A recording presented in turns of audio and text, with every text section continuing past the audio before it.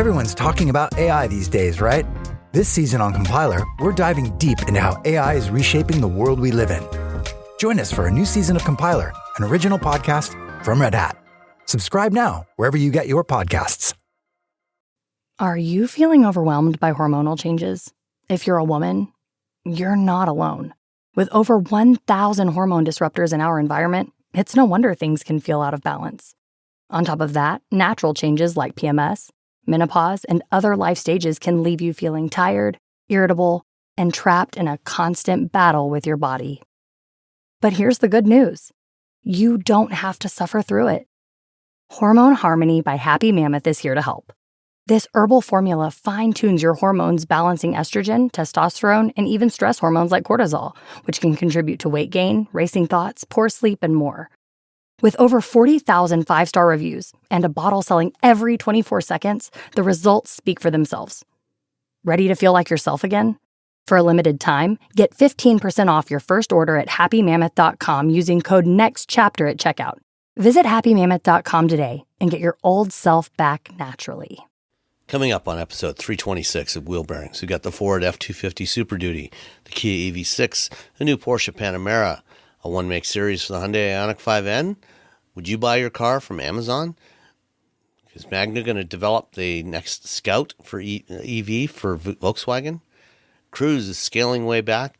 All that and more coming up next.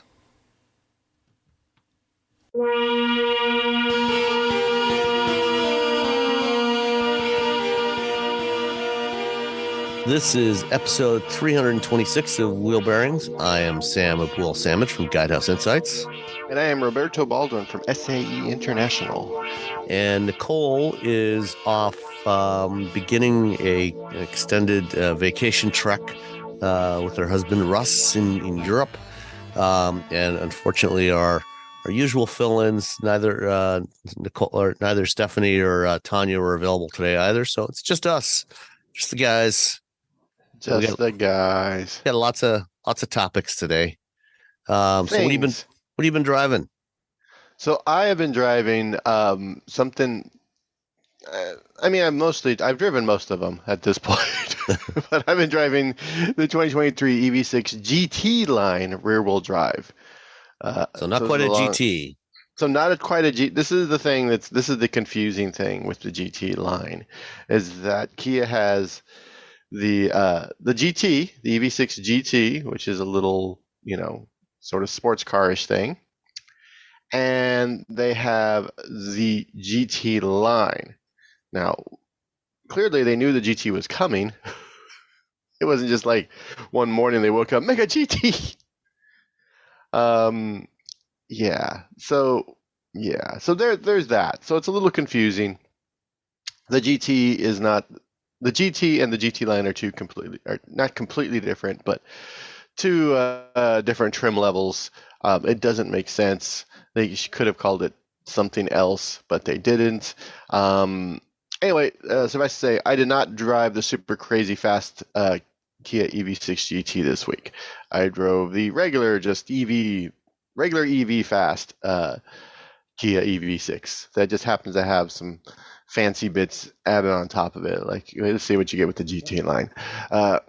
Surround sound view, blind spot, power sunroof, exterior and interior styling, pop-up outside, automatic pop-up outside door handles, augmented reality head-up display, remote parking. It's just a bunch of stuff that you probably don't really need, to be honest. I guess highway driving assist too, and I mean that's nice if you're the kind of person who gets stuck in traffic a lot. This is the rear-wheel drive version, so typically that means for Kia more range. This has a range of 310 miles, which is a lot of range. I have not had an opportunity, because it's the holidays, to do a range run on this vehicle.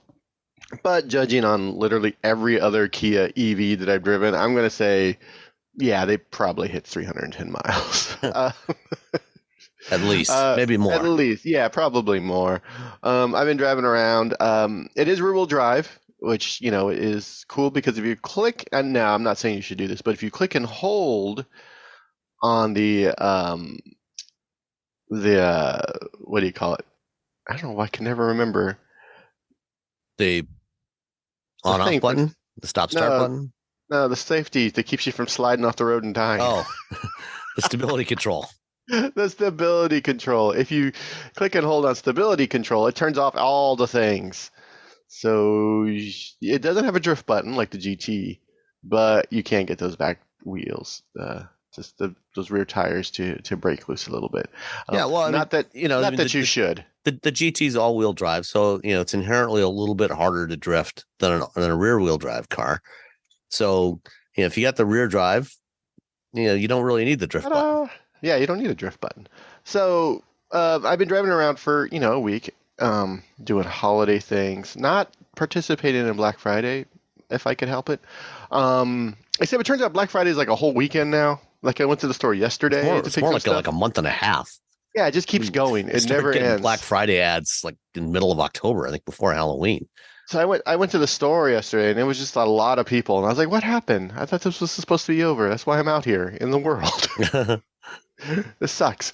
Anyway, it's a 77.4 kilowatt hour lithium-ion battery. You have 225 horsepower from that rear engine, more than enough. I mean, it obviously doesn't have a kick of the all-wheel drive or the GT, but yeah, I'm going to tell you that's clearly way more than you probably. All that extra stuff is fun and great, and let's have a good old time. But for the most part, in your daily life, you're not going to need that. It has 258 pound-feet of torque, which is also adequate for a vehicle this size.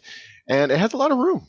It's that's how they get you with these EVs. Is you get inside and you're like, oh, just for those that are built as EVs. Some of the ones that are sort of half EV, half gas car, like the i4, and that's you get in it. It feels like the gas vehicle, but then it drives like an EV. Which, by the way, the i4 is great because someone asked us about it, and I just want to remind everybody it's still great.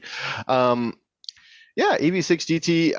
This one starts at $52,900, and then they threw a bunch of other bits on there, floor mats, whatnot, and it came out to $54,690.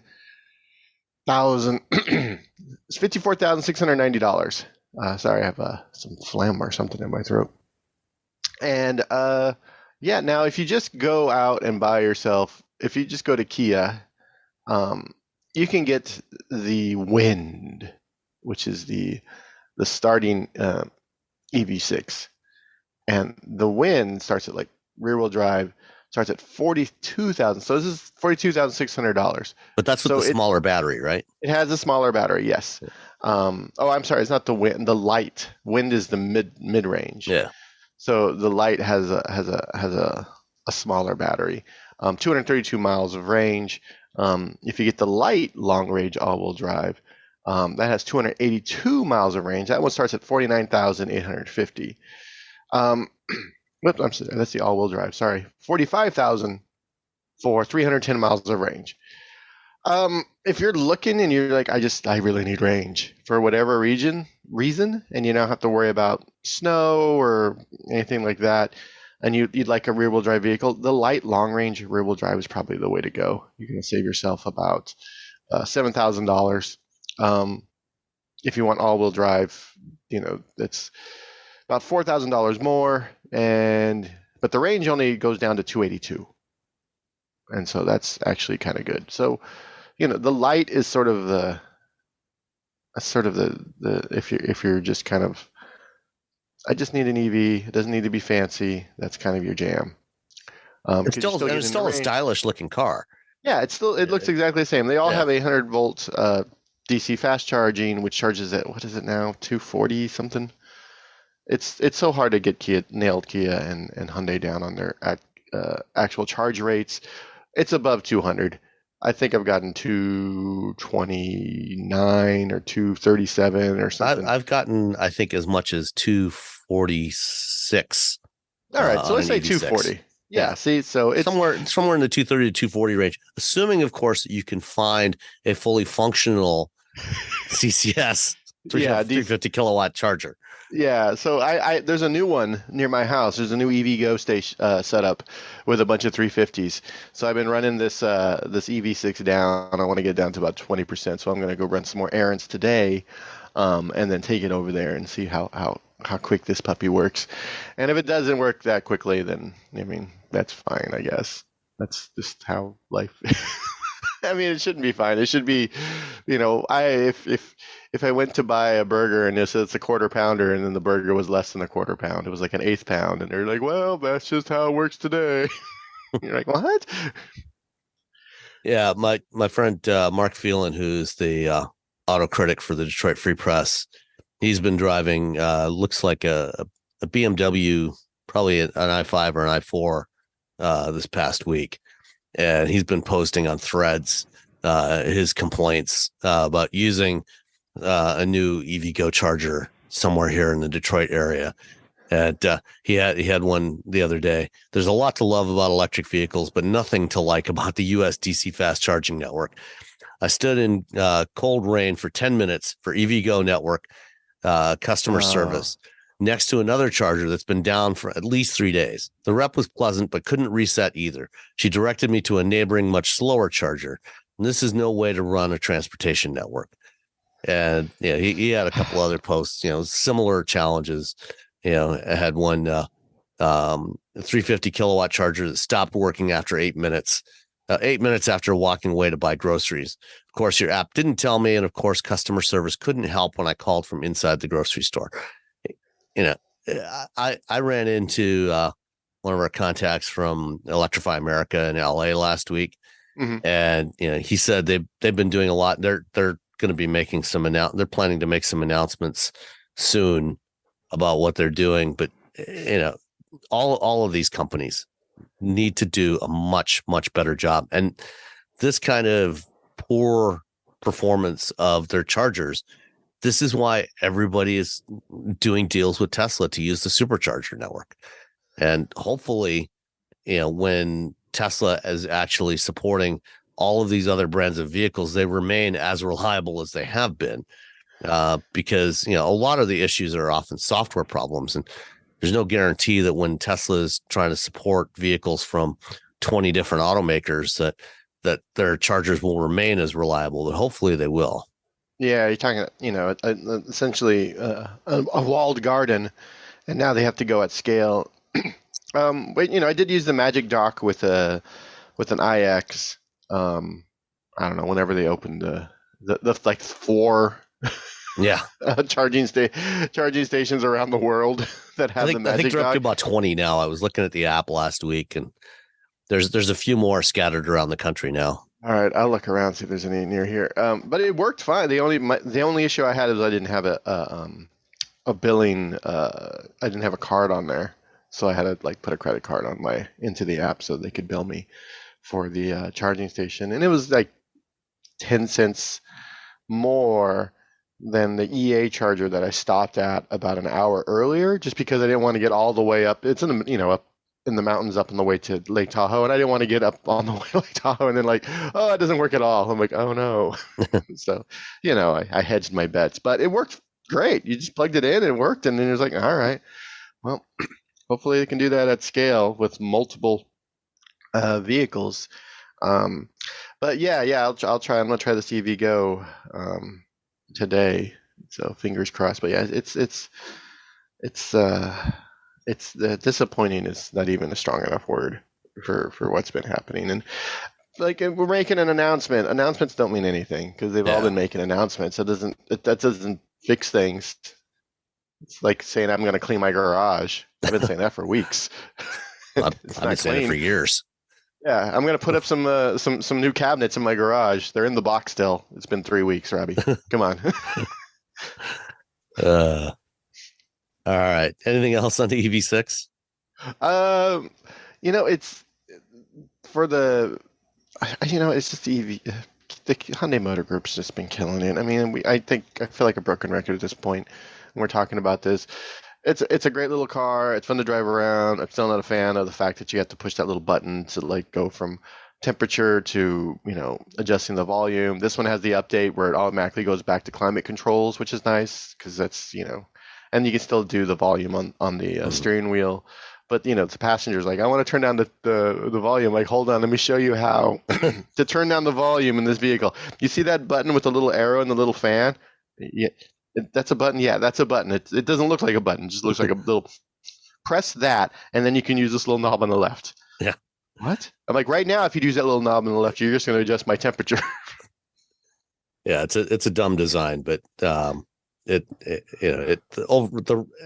like the only bad thing about this car. Yeah, that's pretty much it. I haven't had any other things where I'm like, boo, car. Earlier in the week, I was talking to a reporter for a story they were doing on EV sales. Yeah, and one of the problems that we've got is the much of the mainstream media has done a pretty bad job of actually reporting, especially what's going on with EV sales. They just looked at two companies and they're like, well, everything is doomed. Yeah, GM and Ford announced that they're slowing down some of their investments, and so it's like they assume that means the whole industry is messed up, and it's not true. First of all, with a lot of the supply chain problems getting resolved, overall vehicle production is up significantly in 2023 compared to 2022, and sales are also up.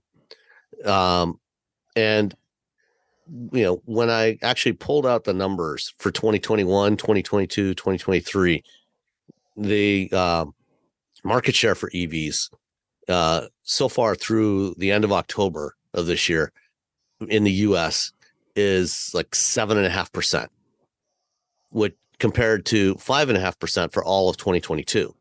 Now, through most of this year, the market share has remained relatively flat, but in that 7 to 7.5% range. But that also means 7%, 7.5% of a bigger pie. So yep. EV sales are up by like 20% overall for the year compared to last year. And we're on track for our first year ever of over 1 million EV sales in the US. It's already at like 920,000 through October. And so we're definitely going to hit well over 1 million sales this year for the first time. So EVs are actually doing fine. The only major automaker that was down is Ford. They had a variety of issues, and sales of the Lightning and the Mach-E are they're actually closer to flat. They're down a little bit, but not much. But their market share was down of EVs. So EVs are doing just fine, but the charging companies really need to get their act together and get this stuff resolved, because what they've been doing is just miserable. Well, it seems like, especially with Ford, they say, oh no, we can't build EVs, we can't build our EV. Well, you keep fluctuating the price like a crazy person, and so now people who are going to buy an F-150 Lightning, let's say especially fleet managers, when you go from 40 to 50,000 to 40 to 45, like it's just that's not how you run a business. If you're a fleet manager, you don't look at that and say, oh, well, it was 40, now it's 50, so do I just wait till it's 40? You know what? I'm just going to go buy the gas version. Well, and that's exactly what's happened with Hertz and Tesla. Hertz a couple of years ago announced they were going to buy 100,000 Teslas for their rental fleet, and this year, in their Q3 earnings report, they got slammed on the residual values of those Teslas, because Tesla has dropped the price of those vehicles by over 20% this year, and so their residual values plus their repair costs have been significantly higher than for their gas fleet. And so now they're slowing down. They're not buying as many Teslas because of all these other issues. If you're buying, it's one thing if you're buying one car. If you're buying thousands of them, or even hundreds of them, you need some stability in the pricing, to make sure that you're buying. You don't want to have to time when you make your purchases. You want to purchase it when you need it, not based on trying to pick just the right moment, when that price is going to be lower. It's kind of ridiculous. On the whims of whatever. Yeah. It's sort of, so that was a big market for the F-150 Lightning, and then suddenly you've sort of shot that. You've sort of destroyed that by shooting yourself in the foot because you can't figure out how much your truck's going to cost to make. All Which, right, well, at the time, yeah, whatever. Anyway, yeah. EVs, they're selling better than you think. Yes, they are. That's the long story short. When I asked somebody at Hyundai, so yeah, everyone's kind of, how are you guys doing? Everyone's like, we're not making money. And they're like, Hyundai or somebody from Hyundai or Kia was like, and we're making money on our EVs. I don't know what they're doing. and they're Hyundai Motor Group, between the three brands, Hyundai, Kia, and Genesis, is the second best selling EV total now. They're like 8, I think almost 9% of all EVs are Hyundai Motor Group EVs. Number one is still Tesla, but their market share, but their market share has dropped from 75% of all EVs in 2021 to 54% so far this year. And their sales are up, but it's a smaller slice of a bigger pie. Yeah. And with all the other EVs coming to market, everybody's taking away market share from them. And it's that situation is unlikely to change. Yeah, 54%. That's plus. Yeah, they're like, oh, no one's buying EVs. I'm like, have you looked at Tesla and Kia's numbers? Have you looked at the Bolt? Have you looked at the numbers for the Bolt? Yeah, I mean, the number one non-Tesla EV selling in America. And they're like, let's kill that thing. Yeah. just because we're losing money on them, doesn't mean you got to kill it. If you could figure it out, come on. All right. I had an F series truck this past week as well. But it was not a Lightning. It was an F-250 King Ranch. Man, is this thing huge? Let me just say right off the bat, if you're looking for a daily driver, if you don't require something that can, if you don't actually have a ranch. Yeah. If you don't have a ranch, or you don't need to tow a 20,000-pound trailer, or tow 3,000 or 4,000, or haul 3,000 or 4,000 pounds of mulch or topsoil in one go, don't buy one of these. If you need a work truck, if you need something to push a snowplow or haul a huge trailer or anything like that, these are great. These are absolutely fantastic. But if you want something to go get groceries, don't buy a Super Duty or any other heavy duty pickup, because last Sunday, my wife and I went to brunch downtown Ypsilanti, and trying to park this beast, it's almost 21 feet long. This one had the shorter bed, so it was a crew cab, but it had the 6 3/4 foot bed. You can also get it with an 8-foot bed, and so it's almost 21 feet long. It's wide. It's very tall. And trying to squeeze this into a standard parking space in a downtown area, it's not fun. Not fun at all. But on the other hand, if you do need to haul a lot of stuff, as a work truck, these things are amazing. All of these big trucks, what they can do is quite remarkable. When I did the first drive program this summer out at the Ford Michigan Proving Grounds, we had a chance to do some towing demos. Towing a 40,000-pound trailer with one of these things, and that was actually with the 350. But I think the 250 that I had, I think maxes out at about 22,000 pounds. But a 22,000-pound trailer is a huge trailer. You can get this truck with two different variants of the 6.7 liter Power Stroke diesel. The standard version is 475 horsepower and 1,050 foot-pounds of torque. Or you can get the high output that bumps that up to 500 horsepower and 1,200 foot-pounds of torque. There's also two gas V8s, the 7.3 liter that they had in the previous generation, the Godzilla engine, and then a smaller displacement 6.8 that they added for this year. So the Super Duties were redesigned this year for 2023, and they're really impressive trucks, and they've got a lot of cool technology on them. Like, on the 150s for a couple of years now, they've had these scales under the bed and in the hitch or load sensors under there, so you can tell how much you're loading into the bed, so you don't overload it, so you're not overloading the hitch. But the way they had it set up was the display for that was on the infotainment screen in the cab.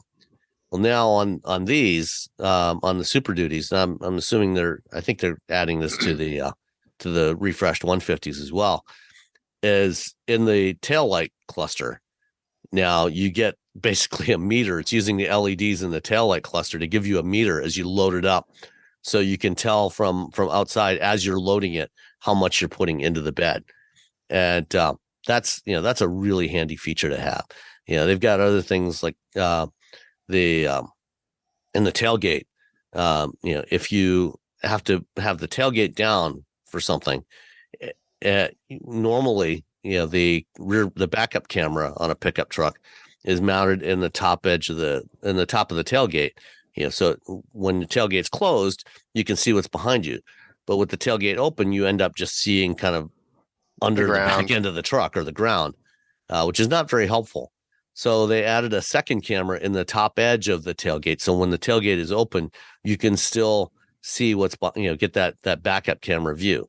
And they've got all kinds of other cool technology on there, most of which was not on this one, but if you're towing one of those big trailers, and you still want to make use of things like the blind spot monitoring, you can get remote radar sensors that you can mount on your trailer that communicate with the system in the truck to give you the blind spot monitoring even on a long trailer, and same with backup cameras and things like that. So there's a lot of cool tech that they've built into this thing. And the King Ranch, of course, is one of the more luxurious trim levels. It's not the most luxurious. I think the top model is the limited, so you can get up to platinum. Limited is the top trim. So there's King Ranch, platinum, and then limited. And the F250 limited starts at $97,000. A base F250 XL work truck starts about $45,000. And, that's for a regular cab with steel wheels and everything. The King Ranch that I was driving starts at $77,000. And the one that I had was one of the pre-production ones that they had from the media launch. And so the Monroney didn't have the final sticker price on there, but I built it out pretty close to what was as close as I could get to what I was driving.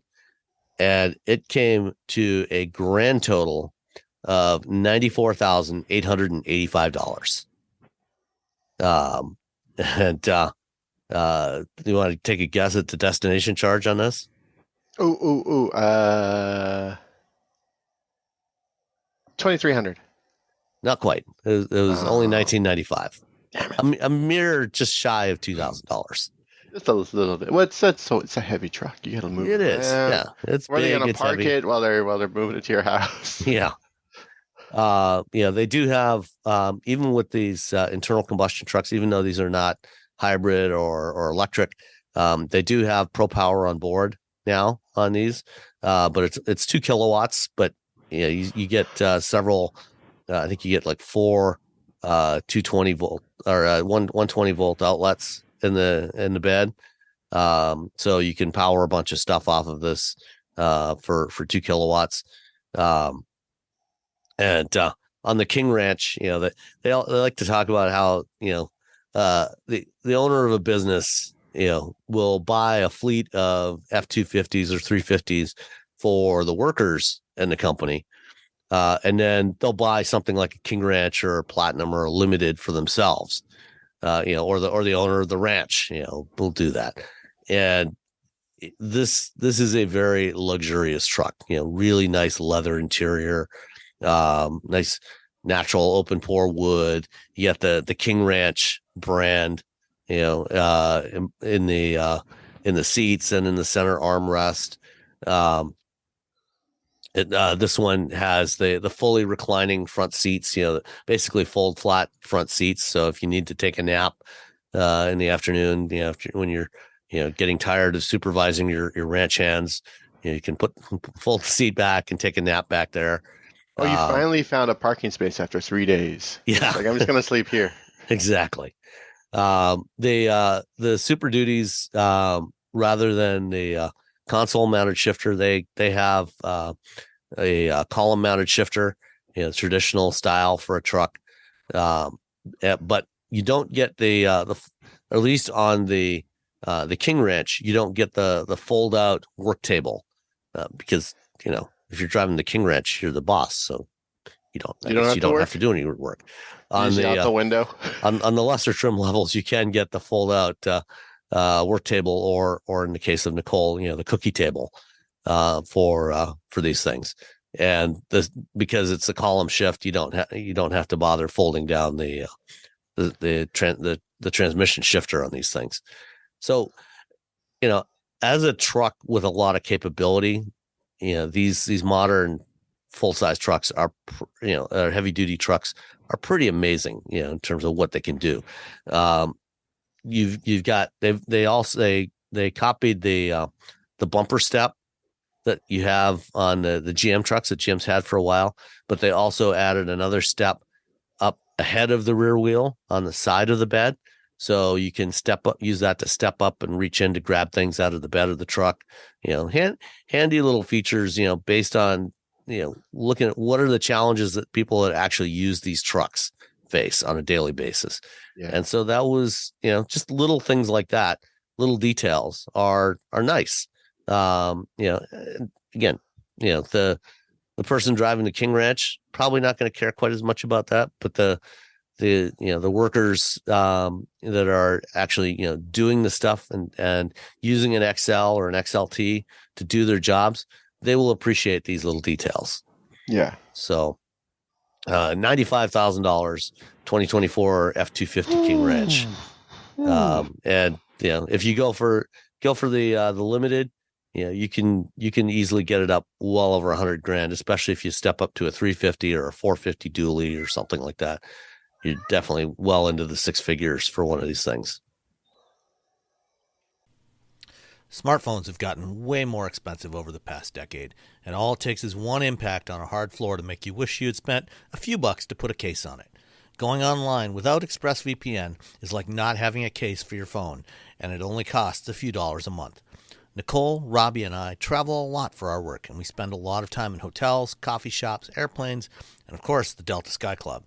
Connecting to the Wi-Fi in any public places with shared Wi-Fi puts your data at risk because bad actors could be intercepting what you send and using it to steal from you. It only takes some cheap hardware to intercept Wi-Fi data, and even a smart preteen can do it. Hackers can make up to $1,000 per victim selling personal information on the dark web. ExpressVPN stops the bad guys by creating a secure, encrypted tunnel between your device and the internet. ExpressVPN uses state-of-the-art encryption that would take a supercomputer up to 1 billion years to crack.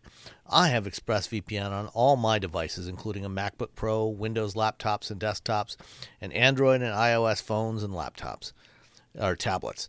When I want to be secure, I just launch the app, click once to connect, and my data is secure. As I said, I travel a lot for my work, and I have to connect to countless public Wi-Fi networks in many countries. I have ExpressVPN on all my connected devices so that whoever else is on the same network can't see any of my data. That's important because I often have to check banks, credit card accounts, and transmit client data that might be sensitive, as well as filing articles on news that might be under embargo. ExpressVPN protects all of it, and I've been paying for my own account for years. Secure your online data today by visiting expressvpn.com/wheelbearings. That's expressvpn.com/wheelbearings, and you can get an extra 4 months for free.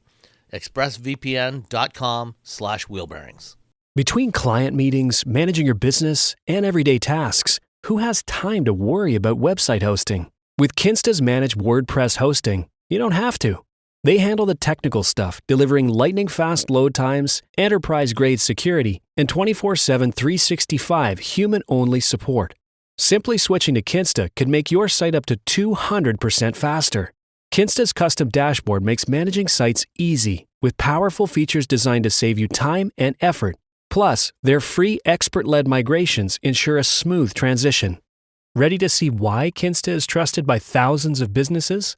Get your first month free at kinsta.com. That's KINSTA.com. Kinsta, simply better hosting. Everyone's talking about AI these days, right? This season on Compiler, we're diving deep into how AI is reshaping the world we live in. Join us for a new season of Compiler, an original podcast from Red Hat. Subscribe now wherever you get your podcasts. Did you know you can support Wheel Bearings directly? Head to patreon.com/wheelbearingsmedia and you can become a patron today. Your contributions will help fund the platforms and tools we use to bring the podcast to you. And exclusives and improvements are already on the way thanks to your generosity. So if you want to be part of an automotive podcast like no other, head to patreon.com/wheelbearingsmedia. We've updated the Wheel Bearings merch store, and now there's a whole bunch of new choices, new colors, new styles, t-shirts, sweatshirts, hoodies, hats, mugs, travel mugs, stickers, aprons, tote bags, you name it. You can get your Wheel Bearings merch at shop.wheelbearings.media. Go check it out. That's shop.wheelbearings.media.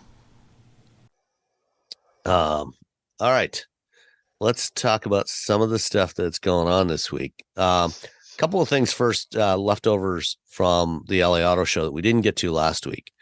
Hyundai at their press conference, they showed off the new Santa Fe, which we've talked about before, which is a very different looking Santa Fe from the previous generations, much blockier, chunkier looking than prior generations. But then they've shown it overseas over the last couple of months. But this was the first time they showed it live in North America. And as part of unveiling it, they drove it out of a giant Amazon box. And the reason why they did that is because Hyundai's done a deal with Amazon so that starting sometime in 2024, if you want to buy a new Hyundai vehicle, you can go shop for it on Amazon.com. There will have a Hyundai storefront on Amazon, and you can go in there and price it out, get all the information, configure it, get it just the way you want. And then when you hit, add to cart and buy, or buy now, then your order will get transmitted over to a local Hyundai dealer of your choice. And you'll be able to pick it up, or in some cases, even have it delivered by your Hyundai dealer. What do you think? Would you buy your new car through Amazon.com, or would you rather go to a dealer? Well, I mean, the dealer's getting the money either way. Yeah. To be honest, my only question that doesn't seem to be answered in all of this is dealer markups. Because the dealer still has the power, so can they still mark it up? Can you still I'm going to buy this? You price it out. Say it's 52,000, and then you go to let me pick up dealer, and now it's 58,000. You're like, wait, what? Yeah, my understanding is that they will the price that they show you on there is the price it's going to be. But is it the price based on the already adding a markup, because they look at the geographic area of where you're at anyway, and they're like, okay, this is what the markups are. Let's just add that already. Yeah, that's still unclear. So that's if it's without the dealer markups, I'm like, woohoo, that's great. Yeah. If it is, then I'm fine, whatever. I guess I'm buying socks, and I can get a car. Yeah, I mean, we're talking. What would be funny is if they, if you ordered a new Hyundai on Amazon.com and they delivered it, by Prime the next day, towing it to your house behind a Rivian electric delivery truck. Oh yeah, and they just leave by your front door. They don't. Yeah, they take a picture of it. And then it shows up in your email. That plasticky. Your new Ioniq 5 has been delivered. It's sitting on your porch. There's a picture of it. It's still in that little bag. Okay. How do they even get it up here? Yeah, so that's going to launch sometime in probably mid 2024. Still a lot of details to be worked out. We'll have to see, about things like markups, how that's going to work. Because that's what really, when you look at people who, I just don't want to deal with markups. I'm like, well, there's Tesla and there's Polestar. Yeah. And Rivian. So there you go. If like, you don't have to like shop around, you don't have to make sure you're getting ripped off in one way or another. That's sad. That's the state of buying a vehicle in the United States, is you're like, well, I'm probably going to get ripped off, aren't I? Yep, probably. Well, at least if it's a popular vehicle, if it's something in short supply. HRV, my cousin got hit with a markup for the HRV. The HRV. But, on the other side, the flip side of that is that, for years, when we've had more supply than demand, that's when you've been able to negotiate. It's the supply demand thing. When there's more supply and less demand, the prices go down. And when it's the other way around, these are private businesses.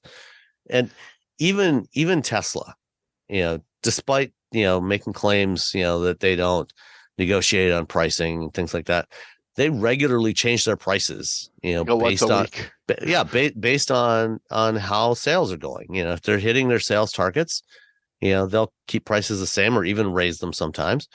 And if sales are slowing down, they will drop prices. We talked about that earlier. They've dropped prices on most of their models over 20% since the beginning of this year. And so, you're going to get, whether you're buying it from a Hyundai dealer or a Tesla dealer, or directly from Tesla, if there's more demand than there is supply, you're going to end up paying. It's just the reality of a marketplace. And it's unfortunate, but that's the way it is. Yeah, but if I buy a PlayStation, no matter how much the PlayStation is, if I go to Best Buy, it's the same cost for the PlayStation. Well, that's true up to a point. But that assumes that Best Buy has any stock. Then you got to, if they don't, you got to buy it from a scalper, and then you can end up paying 2 or 3 times the price. But then you also have the issue where people are they've ordered a car, they told the car there's going to be this much, and then the car arrives. Like, oh yeah, it's $20,000 more, and you're like, that's wrong. I mean, if you sign a sales contract for a car at a particular price, and you place an order, then they should honor that price. It's just, and then at the end of the day, the people are angry at the automaker. Yeah, it's not the automaker's fault that this person decided to upcharge you $40,000. Yeah, the manufacturer has limited control. I mean, they're trying to do stuff, but there's only so much they can do because of the franchise laws.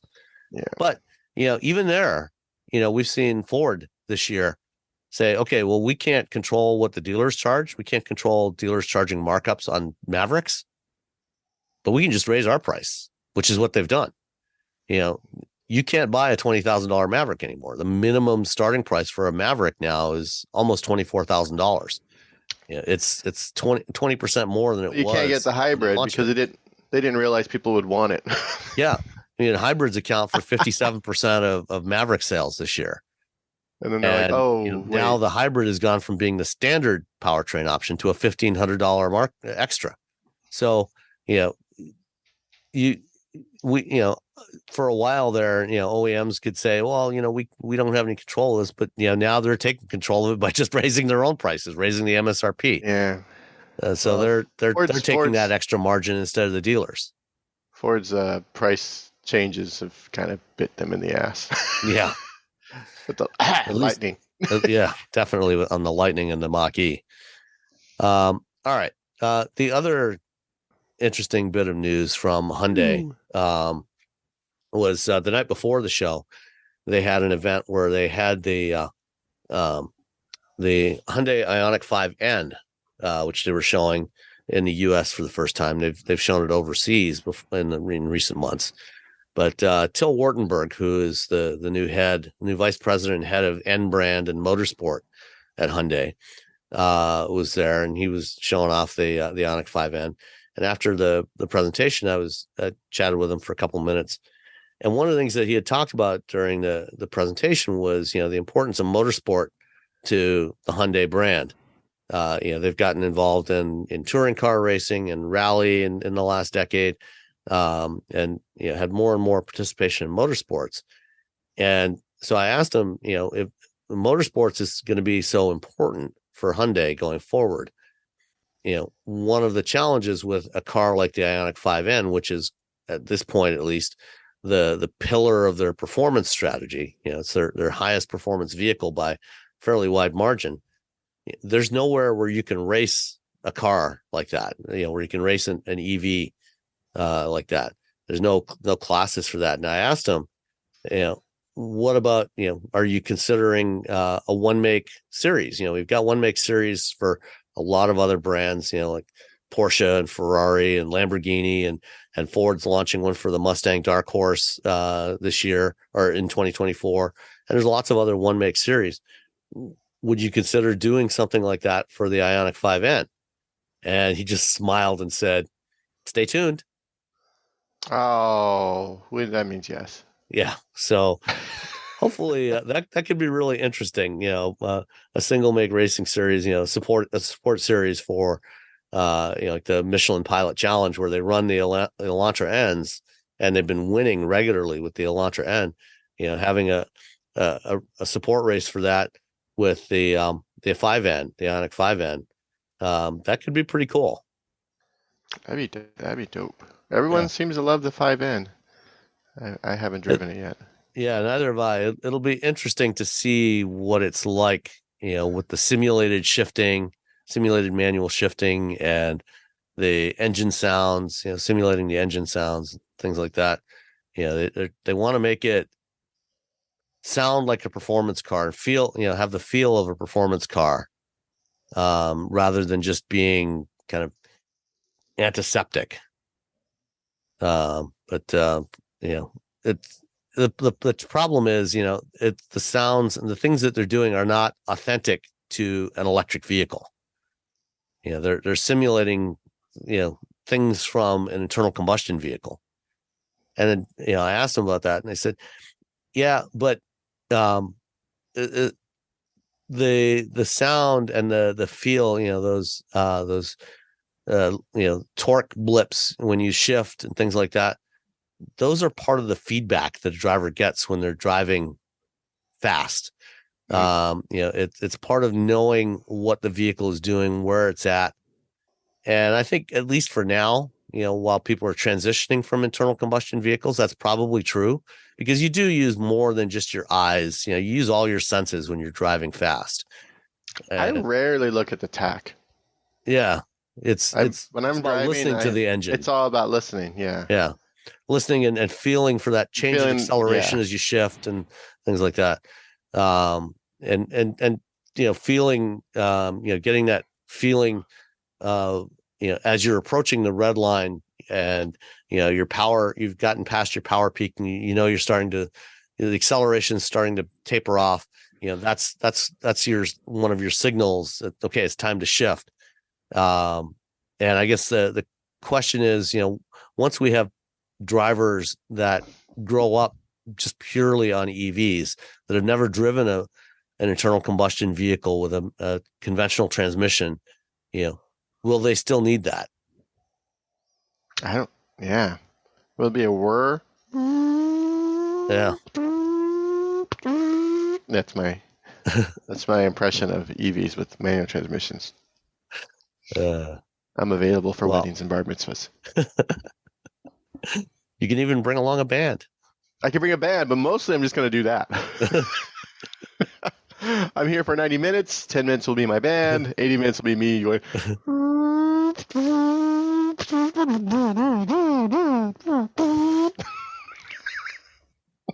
All right. Well, looking forward to trying out the Ioniq 5N sometime next year.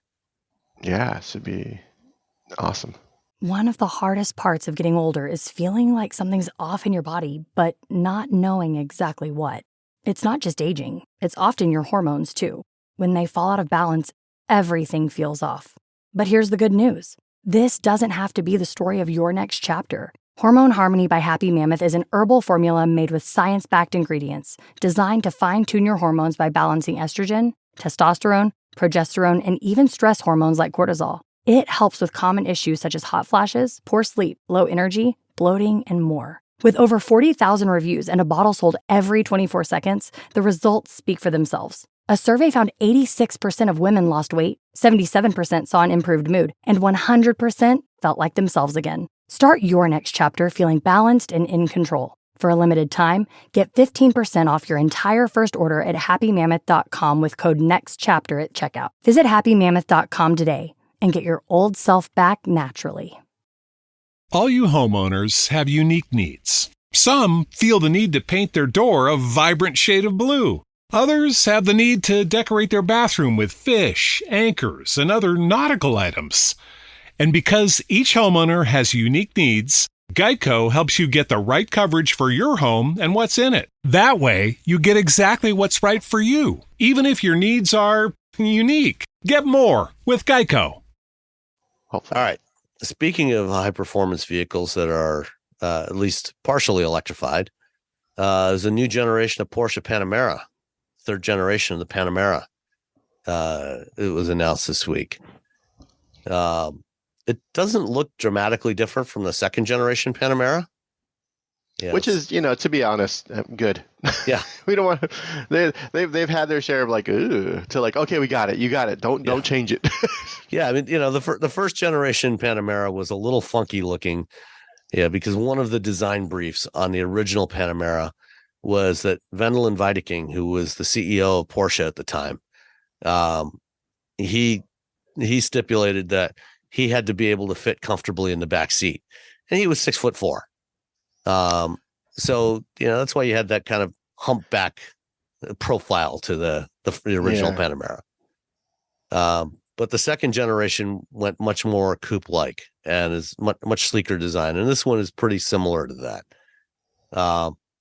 But they, one of the big changes, ever since the first gen Panamera, they've offered a plug-in hybrid variant of it. And actually in the second and now the third generation, they've got multiple different plug-in hybrid variants. You can get it with a V6 or a V8 engine, different power levels. And the big change for the third generation is they've bumped up the size of the battery from 17.9 kilowatt hours to 25.9 kilowatt hours. So it's about a 40% bump in battery size. That's a lot. Yeah. And in the top Panamera Turbo e-hybrid, it now has 670 horsepower, 685 pound-feet of torque, which is, that's kind of similar ballpark to the BMW XM. And the outgoing Panamera, with the V6, it was rated at 19 miles of electric range, and the V8 was 17 miles of electric range. So this new one will probably be somewhere around 30 miles of electric range, which is pretty good for a vehicle with this kind of performance. I've talked to Porsche about the Panamera and its hybrid system, and they're like, it's not an efficiency play per se. It's not like you're going to get a lot of miles like a RAV4. It's a lot of, you're going to be able to go real fast. Yeah. Yeah. I mean, it's a performance hybrid, but still, the 30 miles on your Panamera around town, just cruising. Yeah. Is pretty it's nice. a 187 horsepower electric motor, with lots of torque. So when you plug it in, you can drive around town without using any gas, do most of your daily driving. And then when you need that performance, it's there. Yeah. I haven't driven this one, but I like the second generation Panamera. I liked it more than I thought I would, which I think everyone did. I think everyone's like, oh, no, here we go again. And they're like, oh. All right. Next up, let's see. Magnus Stier has been selected by Volkswagen to do the development work on the new Scout EVs, on the pickup truck and the SUV. Good. Yeah, I mean, Magna knows what they're doing. They know how to make cars. Yeah. And, they've shown, earlier this year, I went to a Magna event at the Hollyoaks ORV Park, north of Detroit, and they were showing off, their electric drive stuff in a prototype Gladiator with their electric axles on there. And they also had a four-wheel drive Sierra pickup. And So I'm guessing, that a lot of that technology that we saw on those is probably going to make its way into these Scout vehicles. What'll be interesting is whether they go with solid axle design, because on the Gladiator they had solid axles on that, or at least on the rear. I can't remember the front. The front axle was also a solid axle. And usually for serious off-roading, off-roaders like to have solid axles for maximum articulation, and keeping the wheels in contact with the ground. And since Scout is kind of going after this Jeep Bronco market, I'll be really curious to see if they go the route that Rivian went with independent suspension all around, and also Hummer, or if they go with the more traditional solid axle layout, but electric.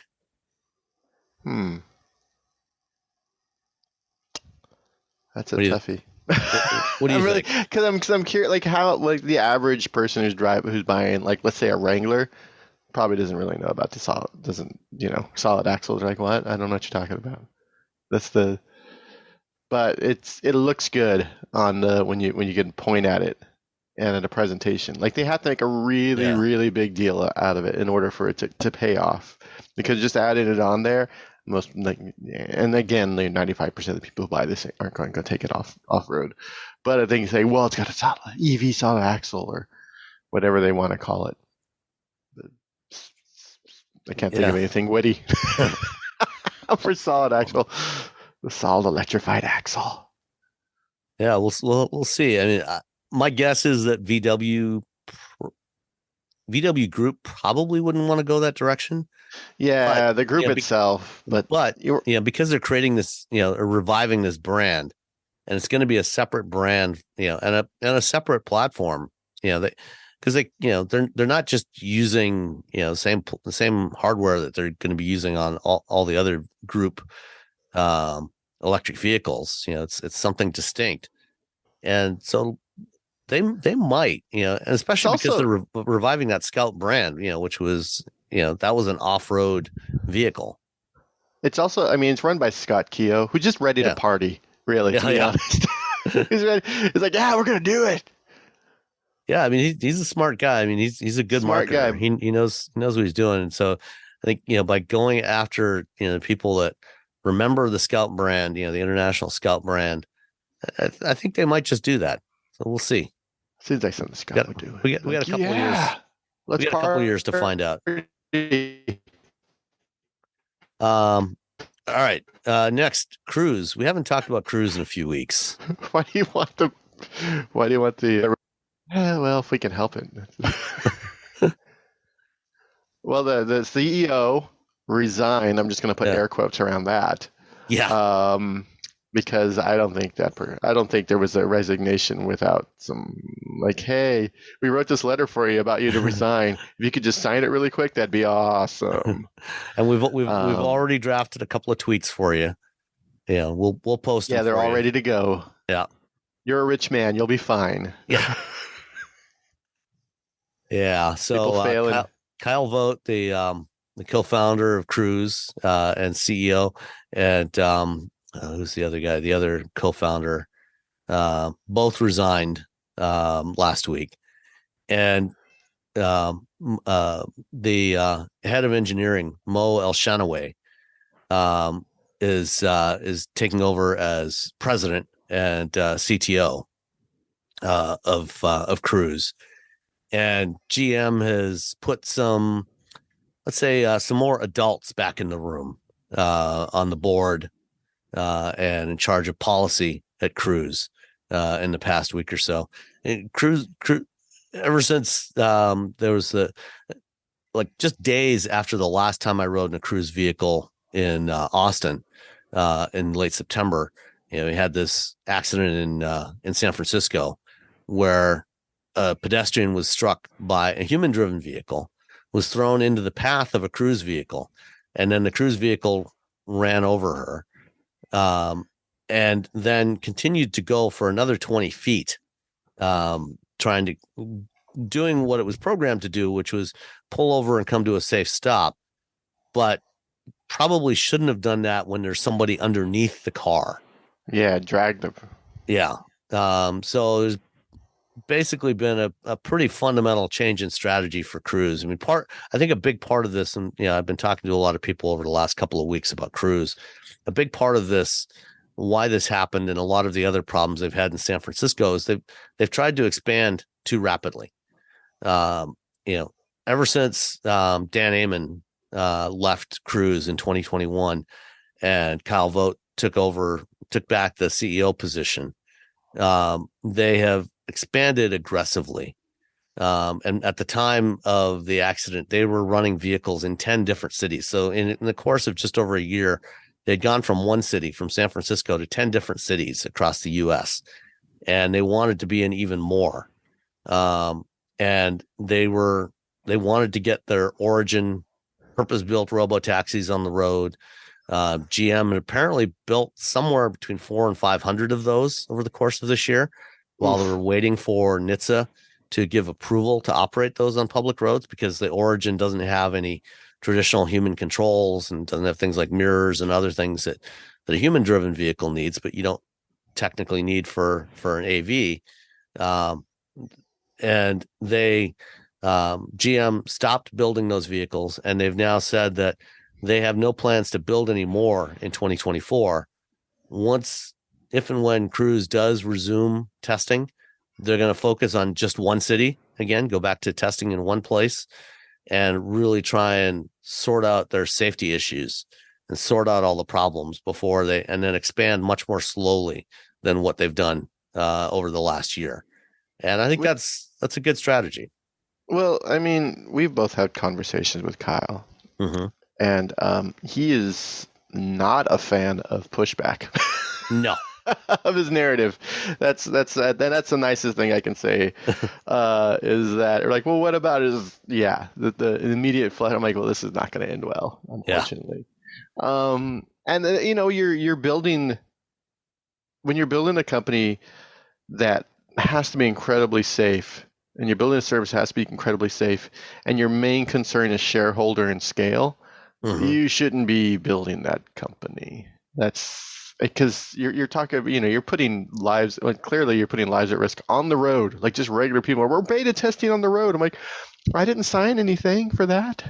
Yeah. And, there was a big push in California because they were trying to push a law that you had to have safety drivers, and all these AV companies were like, no, we don't want to have safety drivers. We don't want to have safety drivers. You're slowing down innovation. I'm like, how is having someone who's just there in case things go wrong slowing down innovation? So it's none of that is based on, a lot of this push by AV companies isn't based on safety. It's based on, okay, we have all these shareholders who have given us money. We have to show progress. And unfortunately, when you're talking about driving a car autonomously, progress is going to be really, really slow, because you're trying to recreate how a human drives and better. And as humans, we have a lot of experience with everything, and we can make decisions without having a software update. Yeah. So it's super, super difficult. Again, I'm a big fan of AVs once they actually are safe and they work on the road, because there are a lot of people in the world who can't drive, and there's a lot of people who don't need to drive. Like, there's a lot of potential societal benefits from automated driving technology, but we have to do it right. Yeah, we have to do it right. And also, just put more buses out there. All that money, think of all the bus lines and light rails we could have in these cities where they're running these things that would have gotten people places with just one driver with pulling, 60, 80 people. Well, when I was in Korea in October, one of the people I spoke with was actually somebody who works for the public transit operator in Geneva, Switzerland. He was there at the same time. And the reason he was there, he's looking. The Geneva public transit system has been testing Navia shuttles for several years now, and they're fine, but they have a lot of limitations.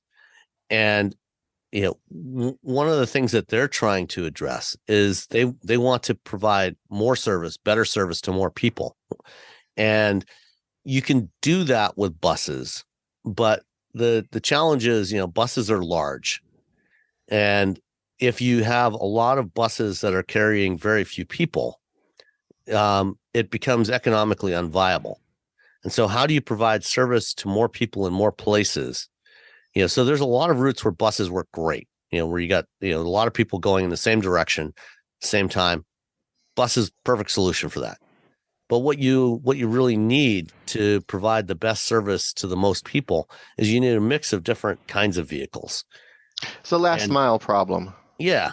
And so, like in Geneva, the what's known as the canton of Geneva, it's kind of like a county, like a large county area, outside the city of Geneva proper, there's all these smaller towns and villages that they also have to provide service to. People need to get in and out of Geneva and things like that.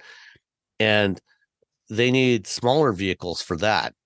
And one of the challenges that they have is just like we have here in the US with truck drivers, is not enough people that actually want to drive trucks. They don't have enough people that want to drive buses. The average age of their bus drivers in Switzerland or in Europe is 50 years old, and they're getting older all the time. And they have a hard time recruiting younger people. And so to provide better service, you need more vehicles. But if you can't have drivers, how do you provide that service without drivers? And that's why they're looking at automation. I'm curious if Geneva is like the problem in Geneva is also that it's incredibly expensive to be in Geneva. Well, I had rabbit for lunch once in Geneva, $120 for lunch. A lot of other cities too. I mean, you look at San Francisco. A lot of people that need to get in and out of San Francisco for jobs, or any other city really. And how do you provide service to the areas where there's fewer people that are going in the same direction? You might have lots of people, but they might be going in different directions. And so how do you provide robust service for all of those people? And so having smaller vehicles that are more flexible, and then the other side of that is, you don't have consistent demand from passengers all day long. And so you want to have vehicles that you can also use to do other things like provide deliveries. And, something like the Cruise Origin would have been a great solution for them. There's so many, there's last mile issues, there's mobility issues. Like I can't drive because of a mobility issue, but that doesn't mean I can walk 12 blocks to the bus stop either. Right. Exactly. Yeah. I mean, if you're in a wheelchair, it's a lot harder, or even if you're not in a chair, if you have to use a walker. So being able to pick up and drop people off, closer to where they are or where they need to be is important. And so that's why this technology is so important, but we need to do it right. And we need to have oversight. We can't allow these companies to self-certify. Yeah, no, this is definitely, there needs to be some overlords who are, because again, these are our lives. Yeah. So if and when Cruise does come back, they'll be coming back a lot smaller, sticking with the bolts they have for now. And eventually because they're going to run out of they're going to run out of bolts. Well, they have 400 of them in their fleet, so they don't need that many right now. They want to get their problems sorted out first before they transition to the Origin. Yeah. All right. Let's see. Oh, New Jersey. New Jersey's decided they're going to ban internal combustion engines. Which is, following a bunch of other states, which is great. But they're banning the sale of internal combustion engines, just so people know that, because sometimes people are like, I can't have my Mustang GT. No, you can still have the car that you bought. You just can't buy new ICE vehicles. Yeah. But New Jersey is the last state in the country that does not allow people to pump their own gas. You have to have a gas station attendant to pump gas for you in New Jersey. Oh, because Oregon just changed. Yeah, Oregon changed just like in the last couple of months. So you can pump your own gas in Oregon now. But New Jersey's the last one. And I'm wondering, what are they going to do when they switch to EVs? Are they going to have an attendant there that plugs in your car for you? I mean, to be honest, having an attendant at an EV charging station is like one of the things I think that they should have had forever. Yeah. It's probably Like, this is broken. Let me fix this really quick. Hold on. Let me plug in your EV. Yeah. Somebody that knows how to reset the charger, how to do a Control-Alt-Delete on the charger. Yeah. Did he just sit in a little box and wait all day? Draw. Hold on. Plug. So maybe it's not the worst idea in the world. Yeah. I don't know when I wrote this. It feels like 100 years ago, but I wrote that like EV stations need to be better. And it turned and then Mercedes built one. Yeah. Yeah, their new station that they just opened up, the first of their network in Atlanta, looks pretty slick. Yeah, I got an email that sounded like they wanted, like someone wanted to be a fly out there like the day before to go see it. I'm like, and then it was just the news. It was just the way, it was just weird. Yeah. The writing was just weird in the pitch. I'm like, All right. One of the big things that there's been a lot of talk about around EVs for years now is solid state batteries.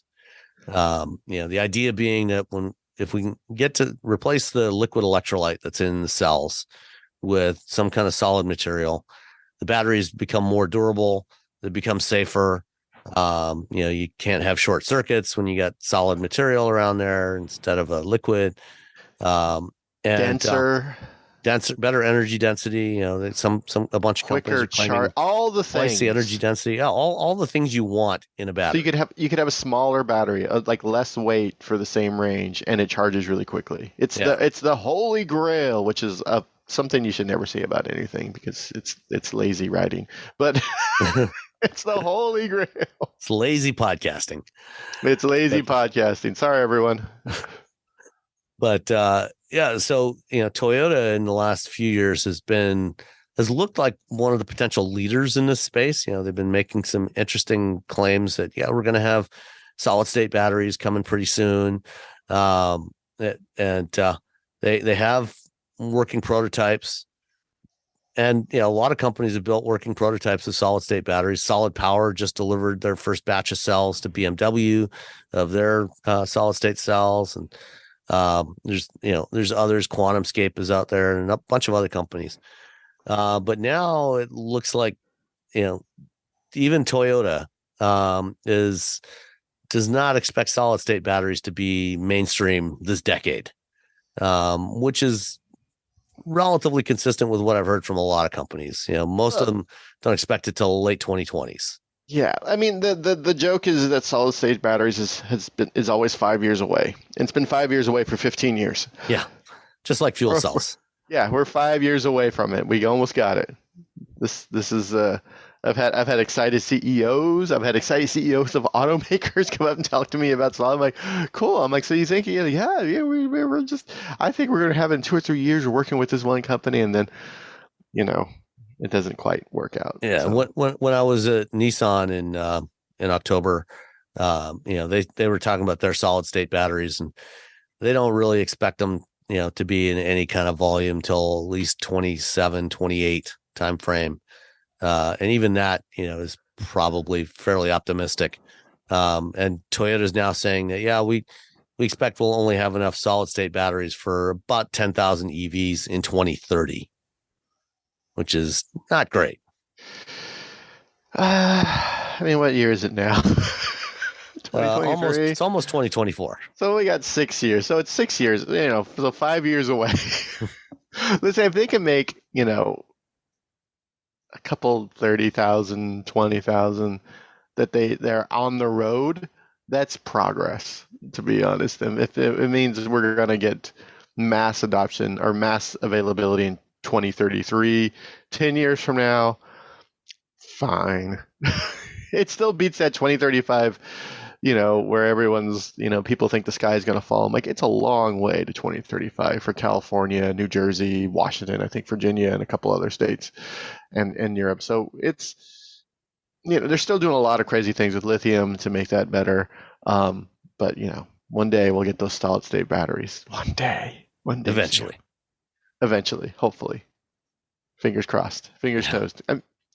Have you ever killed a houseplant before? Don't worry, you are not alone. But what if I told you you're not destined to be a plant killer? What if I told you you could not only fill your home with gorgeous, luscious, happy, thriving plants, but live a happier life through caring for them? Hey, new plant friend, my name is Maria. I am a former plant killer turned happy plant lady and host of the Growing Joy with Plants podcast, where it is my life's mission to help you grow happy plants and thrive alongside them. Because when you learn to care for plants, you really learn to slow down, connect with nature, and nurture yourself too. Each week, I share expert tips, inspiring conversations, and soulful planty wisdom to help you grow a greener, happier life. So if you're ready to turn your plant struggles into plant joy and get the green thumb you've always dreamed of, search Growing Joy with Plants wherever you listen to podcasts and hit subscribe. That's Growing Joy with Plants podcast. Let's grow some joy together.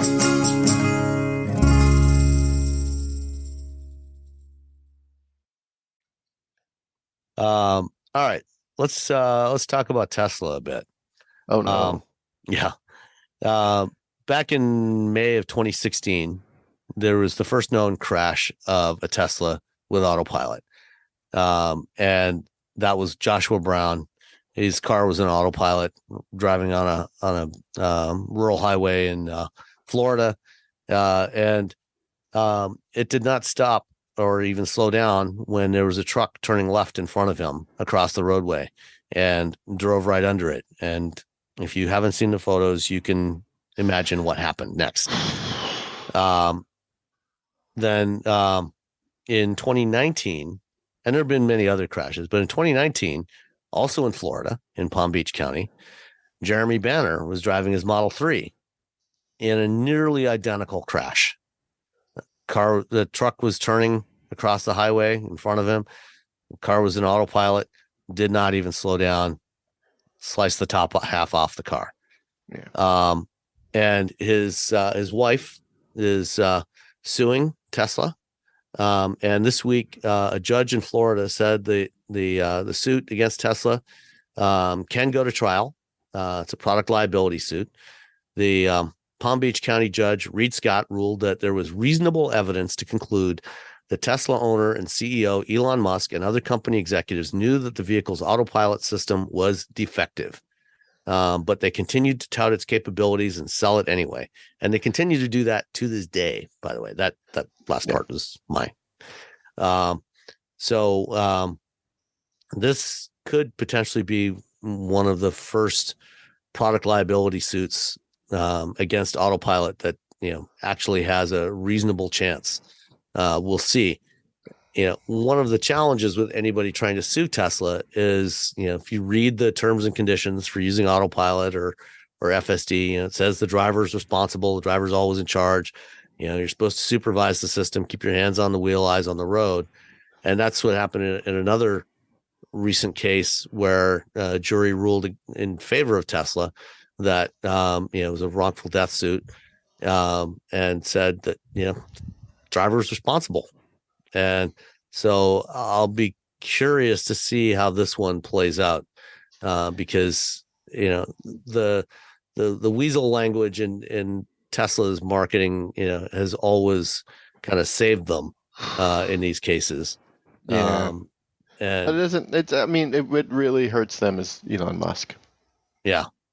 Because Elon Musk has said things that are that the marketing department, the sales department, they don't say. But he's essentially their advertiser. And so for years he's been saying things that were dangerous, I guess is the reckless. word. Reckless. Reckless is the word I like to use. Reckless. Yeah, and reckless. When I used to when Tesla had a PR team, when I would get past Teslas and I'd review them, any of these vehicles, I'd always make it a point in the videos to say you cannot buy a self-driving car. This is not a self-driving car. And I had people at Tesla who had thanked me for that because it helped them. Because I'm sure there's a lot of good people at Tesla that are trying to do the right thing. Lots of just really smart, really nice, really good people who really believe in the plan. In we're helping reduce the impact of personal transportation to the planet. We're helping reduce that. That's what we're doing. We're working to make better vehicles for a cleaner tomorrow. There are people who are there. They are still there because they still believe in that. They believe in that. And it's. I think when people assume that I hate Tesla, I don't hate Tesla per se.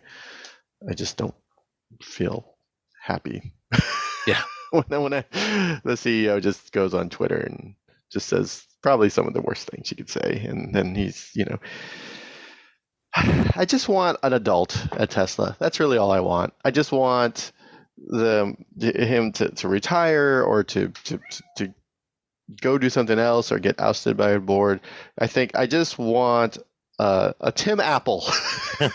a Tim Cook ready. I wrote this article for TechCrunch. You can go read it. It was essentially that Tesla needs a Tim Cook, and they just need someone who can just go in, get the trains running on time. And I think since he's busy with Twitter, I think Tesla's probably doing better because he's not around. Yeah.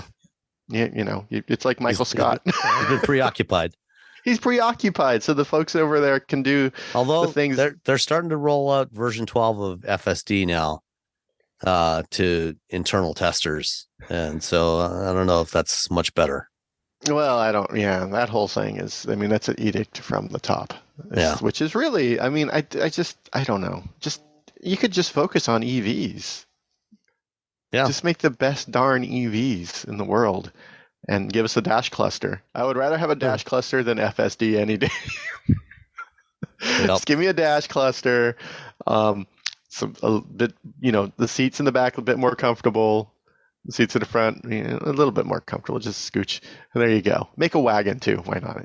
Or I can just go out and buy a Hyundai. That's the crazy thing is I can just go out and buy a Hyundai, which is something you couldn't do before. I can go buy an EV6 if I want a EV wagon. Yep. All right. Well, sticking with Tesla, a couple of years ago, they started offering their own insurance because it turns out, if you've ever shopped for insurance for a Tesla, a lot of insurance companies charge a lot more to insure a Tesla than other vehicles, in large part because when they need repairs, they tend to be very expensive to repair because Tesla retains control of the parts supply. Especially for body work. They have, there's very limited places where you can get body work done on a Tesla if you have a crash or a fender bender, and they tend to be very costly to repair. And so insurance was expensive. So Tesla decided to launch their own insurance program. And they started off, I think, just in California. And I think they're in about a dozen states now where you can buy your car insurance through Tesla, directly through Tesla. But Reuters had a report this week that I guess a lot of customers aren't really crazy about the Tesla insurance. One of the things that Tesla does, because they have all this information about your car, that they're gathering about how you drive, where you drive, and everything. One of the things that they can do, and to be fair, other automakers are trying to do the same thing. So they want to gather information. Insurance companies have always used demographic information about drivers and correlated that with what drivers in the same demographic do, their risk profile. So for example, 16-year-old males tend to have much higher insurance premiums than 16-year-old females, or they're crazy, or 40-year-old women. Because they tend to be more reckless.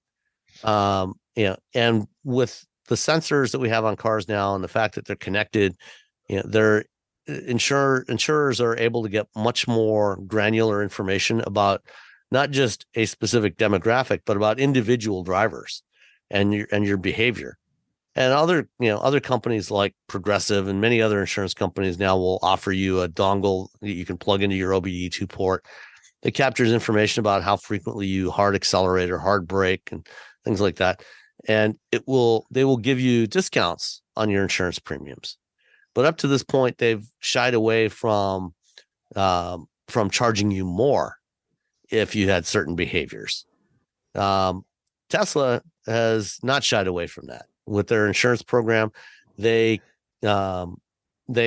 calculate a safety score in real time as you drive, and your insurance premium can fluctuate from month to month. If your safety score goes up, your insurance premiums could go down. If your safety score goes down, your insurance premiums can go up, way, way up. One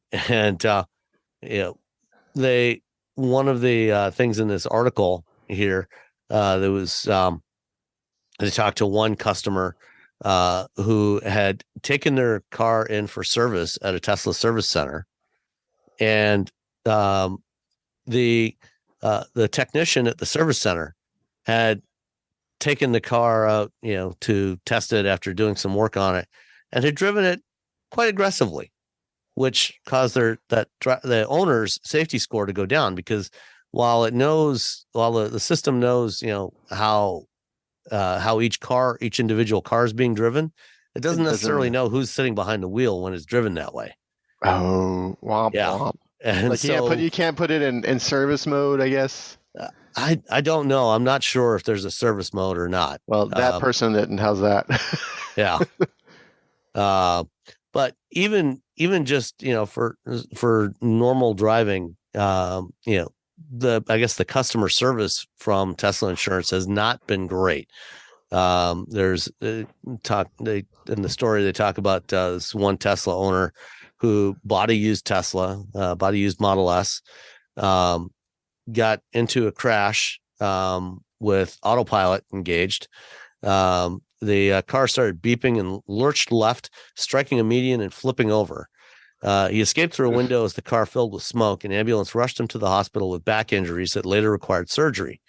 This guy was a former Green Beret, and he said, "This was probably the second most traumatic thing I've gone through other than being in combat." He said he had to wait 7 months for payment on the totaled vehicle and still hasn't been compensated for more than $50,000 in medical expenses. So if you buy a Tesla, you may want to reconsider, getting your insurance through Tesla. Because insurance is never fun to deal with, regardless. No. Like we had a fender bender with the BRZ after we first got it, but it wasn't fun, but they got it done in a timely fashion. Yeah. And, most insurance companies, will pay you out fairly quickly. If your car is written off or needs to be repaired, it's usually a matter of days or at most a couple of weeks, to get a payout so that you can go and, replace the vehicle. If you're relying on that vehicle for transportation, the last thing you want is to have to wait months, especially if you just bought the vehicle and you're still making payments on it, to wait 7 months to get a payout on that before you can go buy another vehicle. That's not good. No. So, like I said, you may want to shop elsewhere for your insurance. Even though you may end up paying higher insurance premiums, it might be worth it to buy your insurance somewhere else. Yeah. And then the final Tesla story is so many Tesla stories. Yeah. So later this week, and it's Sunday, November 26th, as we're recording this. On Thursday, I think the 30th, Tesla is supposed to hold an event at their Austin factory, where they're supposed to do the first customer deliveries of Cybertrucks. And I think what I've heard is that they're going to deliver 10 trucks on Thursday. And that may be all that get delivered for the remainder of this year. All you got to deliver is one by the end of the year. But a guy in Vietnam GM can say that. Yep. A guy in Vietnam decided he didn't want to wait. Yeah. And so he built his own Cybertruck out of wood. Yeah. This is pretty cool. It's pretty cool. Splinter-orama, but still pretty cool. Yeah. Well, he did shellac it and everything, sprayed it down with, so hopefully there's not too many splinters, but it looks, it's not full scale. It is electric. And looks like he built a a little cyber quad for his kid as well that rolls into the back. But I think this actually looks better than the stainless steel version. It does look better. I like this wood. They should have a wood wrap for the Cybertruck. If Elon Musk listens to this podcast. Well, you know what? Even if Tesla doesn't offer one, I'm sure that there's some place that will do a wood wrap for your Cybertruck or any other car. I was just thinking about Elon Musk listening to this podcast every week. Yeah. Just getting angry and angrier at us.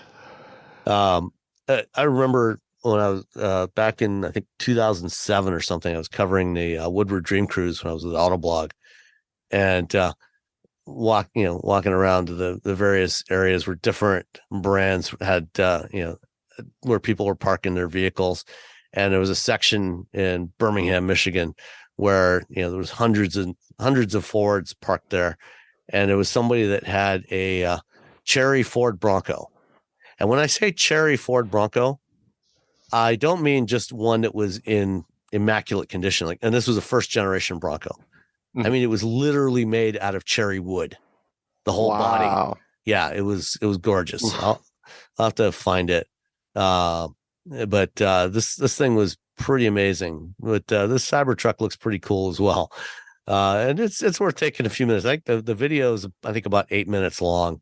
You can see the whole process the guy went through building this thing, fabricating the frame and all the body panels and the seats, and everything is made of wood, except the tires and, of course, the wiring and the electric motor.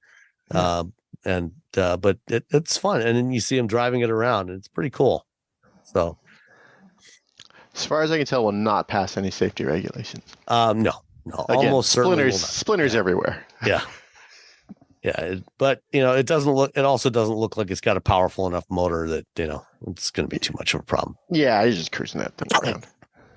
All right, let's answer a couple of listener questions. First up, Stephen Kimmel wrote in, says he saw this link in a recent Wall Street Journal article about how many car dealers are not interested in selling EVs. Looks like a very handy website for potential EV buyers to figure out where to start, especially the inexperienced. The site has good filter tools. They also offer a 1-hour phone consultation for $149 to discuss the buyer's use case and answer questions. And there's a link to a site called ev.guide, which I will include in the show notes. So if you're looking for, a first-time buyer's guide for EVs, and I checked it out, you can go through and pick different form factors and what kind of range and price and a whole bunch of other things, and it'll help you narrow down your search to figure out what is the right EV for your use case. So cool. Thank you, Stephen, for sending that in. And then the other one is from C Rose, and asked, hello, greatest podcasters ever. I have two questions. Number one, I have a Hyundai Kona EV lease coming up in August and thinking if the Volvo EX30 might be a good replacement. The number one issue which I have with my Kona is the back seat. Who would have thought?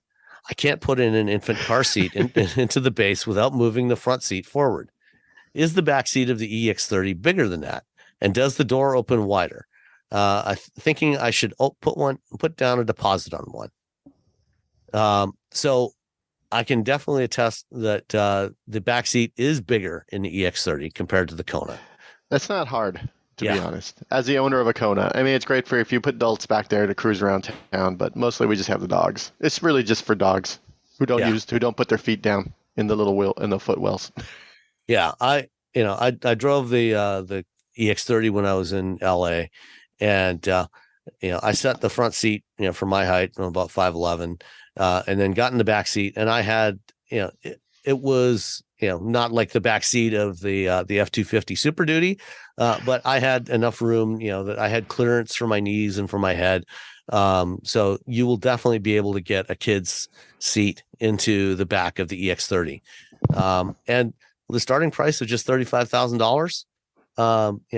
It should actually be pretty good. And one of the things that Volvo will be doing with the EX30 is it will be available through Care by Volvo, or you can do a regular lease and they'll be passing through, even though it's not assembled in North America.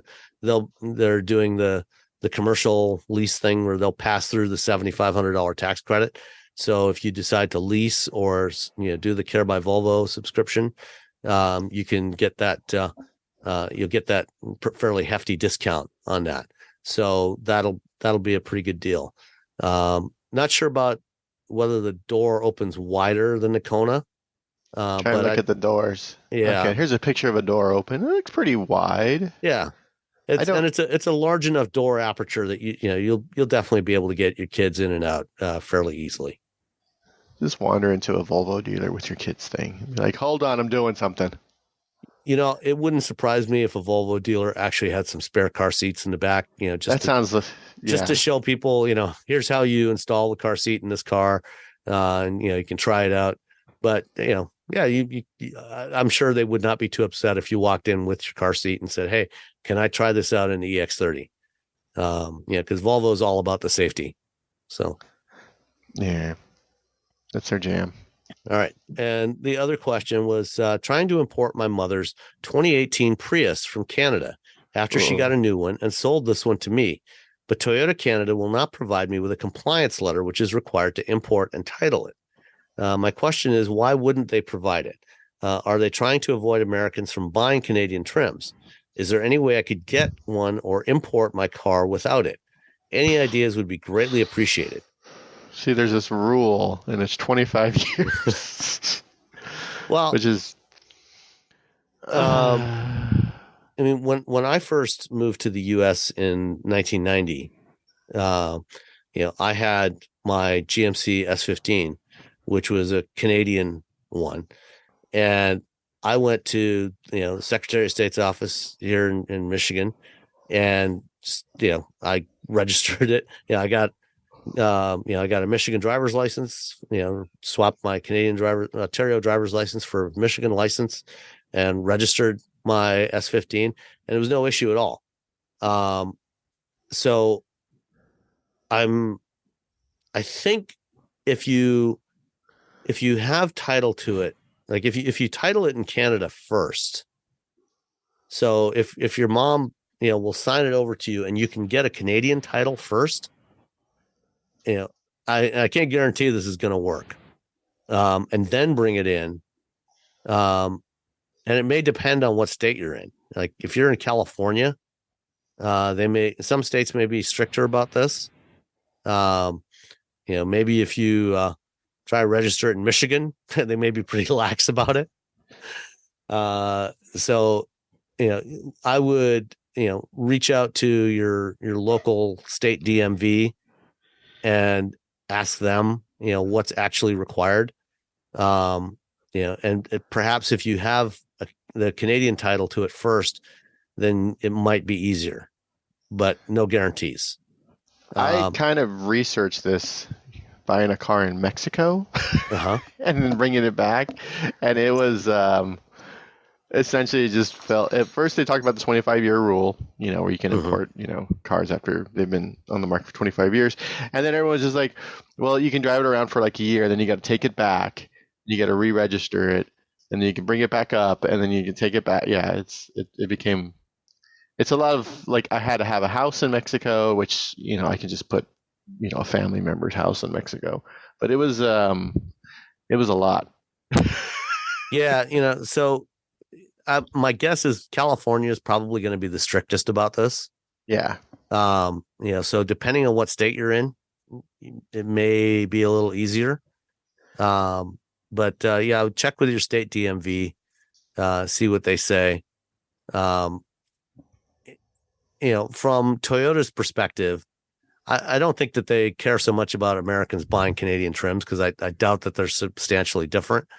But for emissions purposes, if it hasn't, there may be slightly different calibrations on the Canadian ones. So they may, even though they may have the same hardware, it may be that you just need to get a software update for it. Oh, maybe. And then do an emissions test on it. Maybe as simple as that, because I doubt that there's anything substantially different from a hardware perspective between the Canadian version and the US version. And so perhaps with a software update and an emissions test, that might be all you need.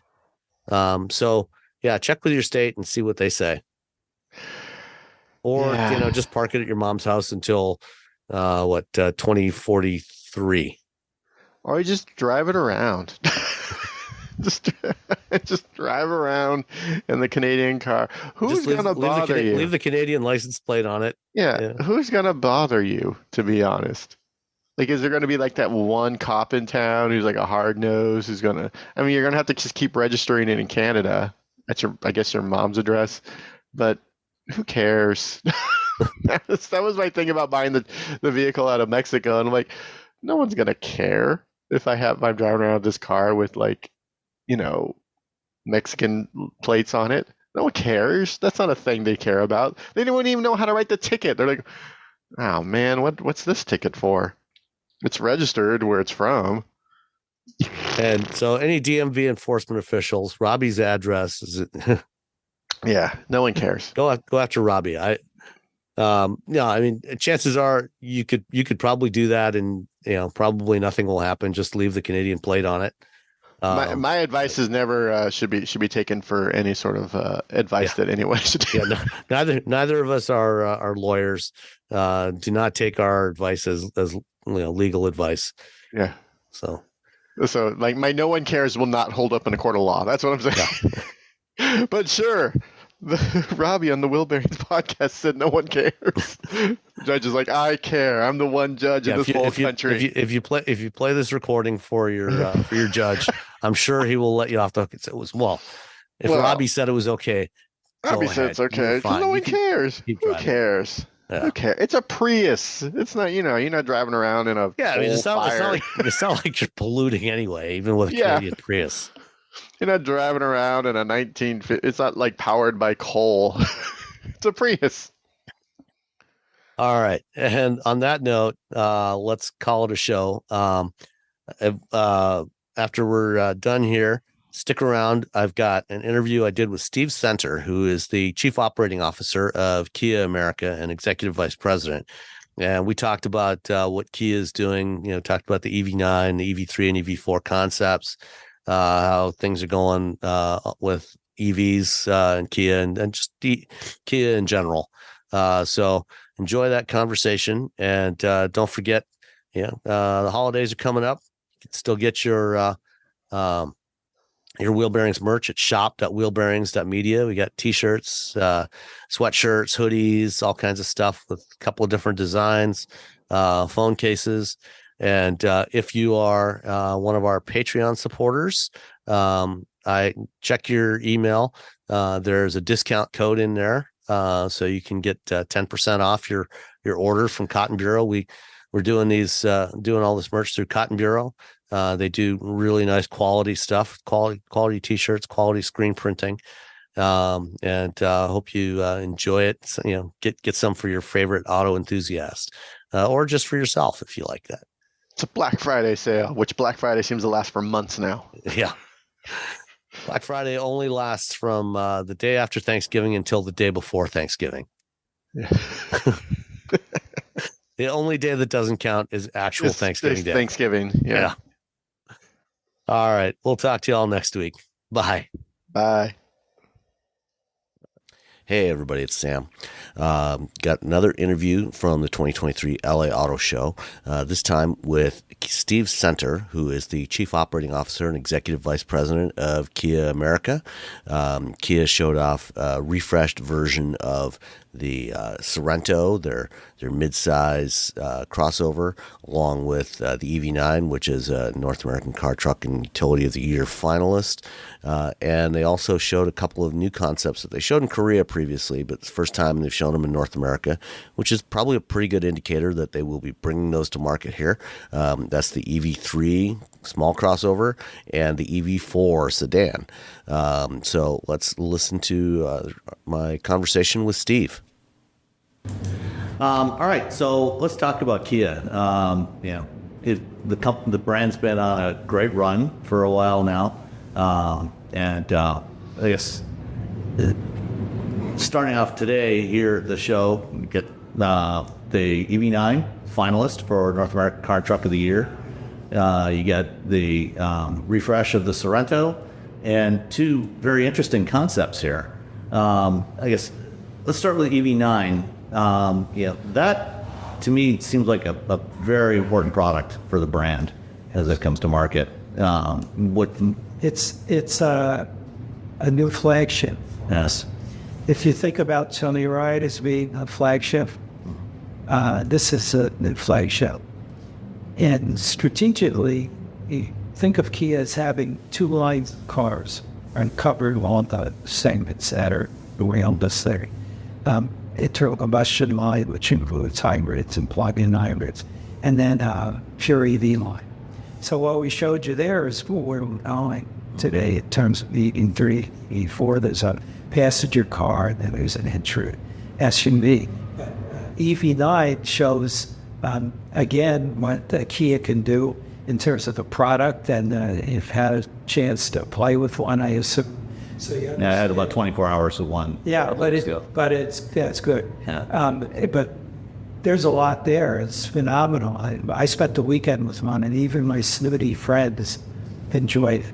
And it's all there. All the features are there. The performance is there. The price-value relationship is there as well. And it's small V value in terms of it's not just cheap.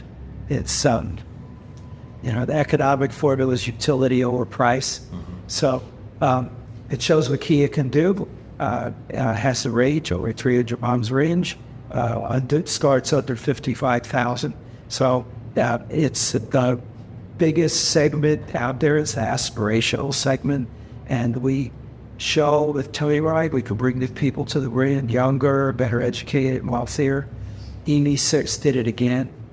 The trade-ins the dealers are getting are from all over the spectrum with those two cars, and this is going to do even more for us.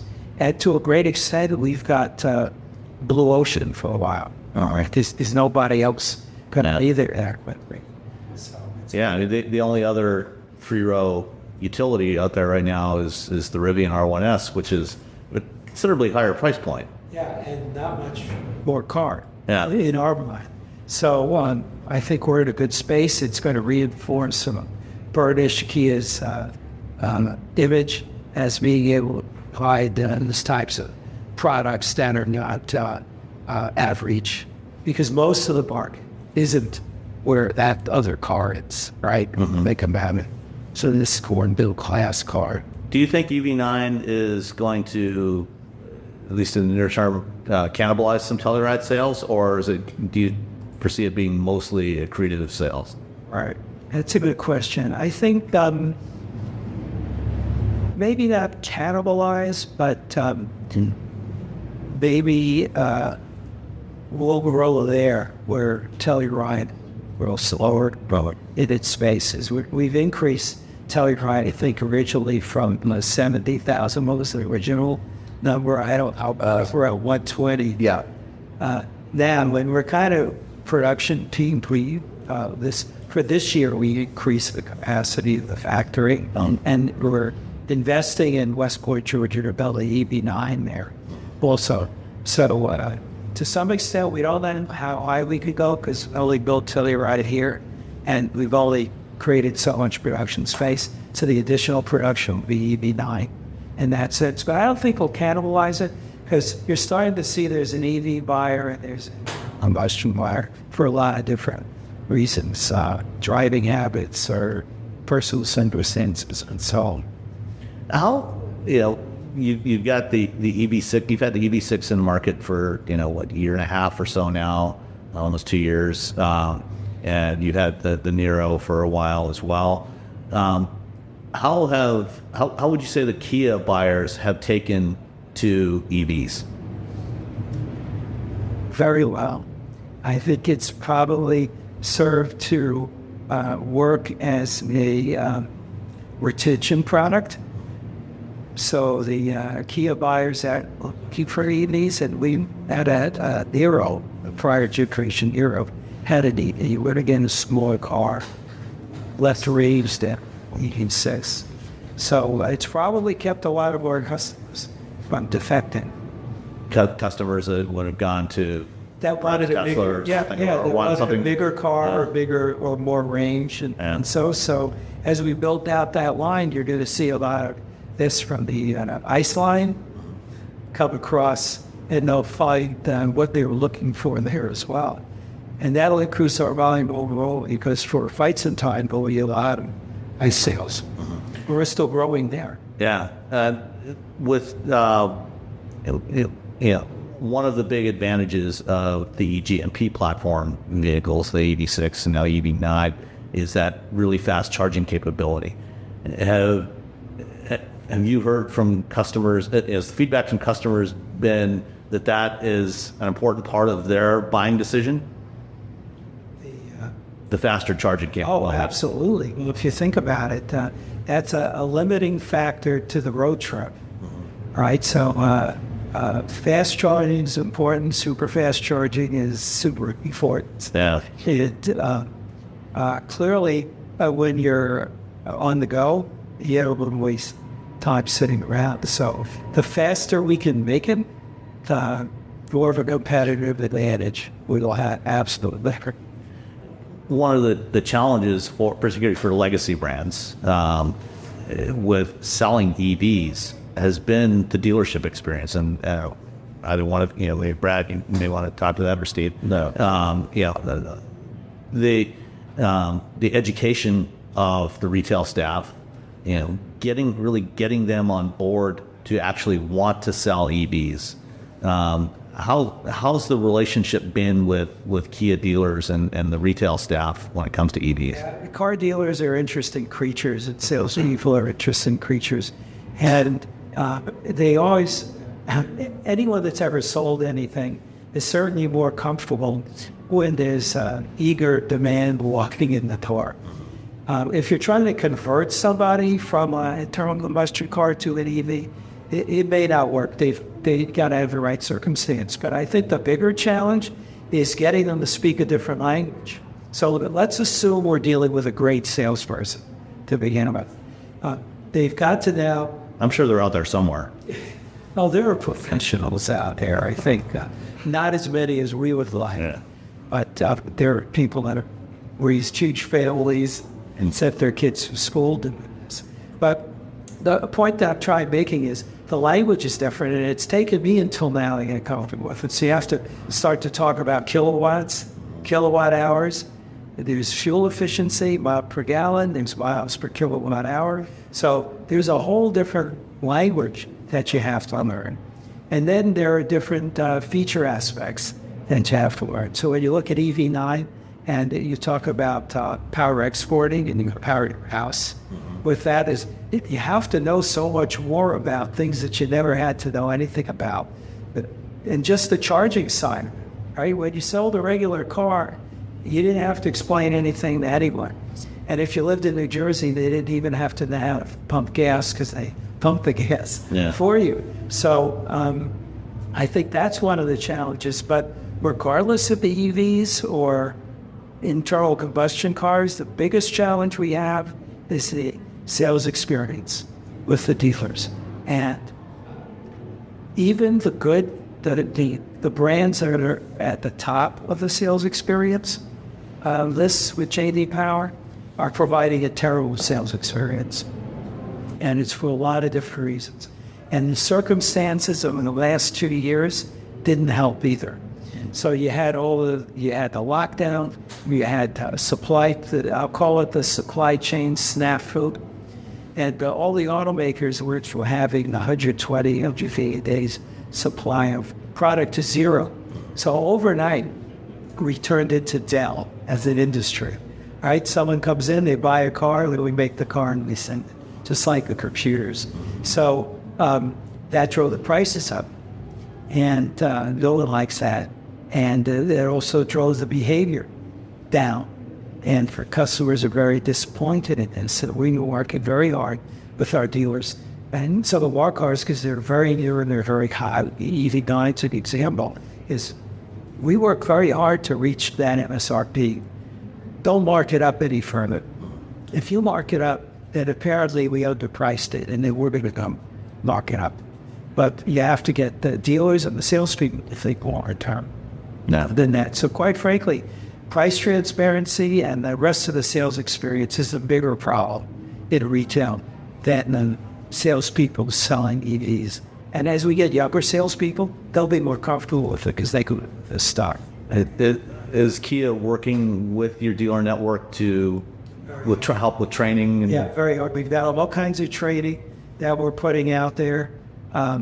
We're also doing process training. We're making technological changes where customers can make deposits online at our website through a dealer. We're not selling direct. So that forces some of the price transparency because you're not going to make a deposit if you don't know what the asking price is. So I think in the end, technology is probably the great equalizer in this case, and it's going to force them to clean up their act a bit. Yeah. So today you also showed two concepts that I think have also been previously shown in Korea. Are those vehicles? Can we expect to see vehicles like that in U.S. Kia dealerships in the not too distant future? You might just vehicles like that for sure. Okay. Those two, or those have to be born, But we're here to gather feedback also. But if you look at the EV3, in my mind, given the initial interest in EV9 from a styling direction, that's a no-brainer. And we have more demand for Seltos that would fill it, and it's kind of a similar market segment. So I think that one's sort of a no-brainer, and the passenger car also. When you look at the styling, similar styling direction as a sibling, that's a rather striking, small sedan.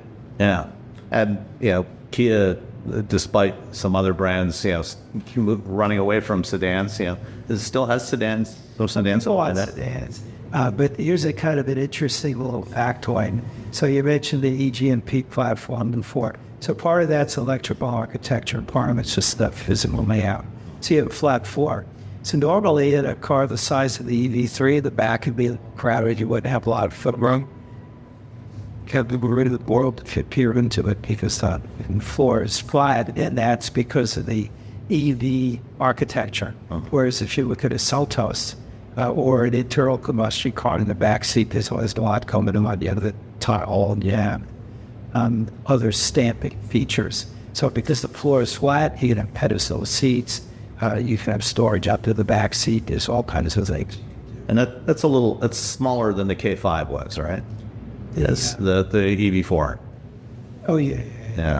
Yeah. But the interior space may be bigger. Right, because you don't have to package it as a traditional powertrain. Yeah, so I think it's really exciting from an auto design and packaging standpoint, right now, what you can do.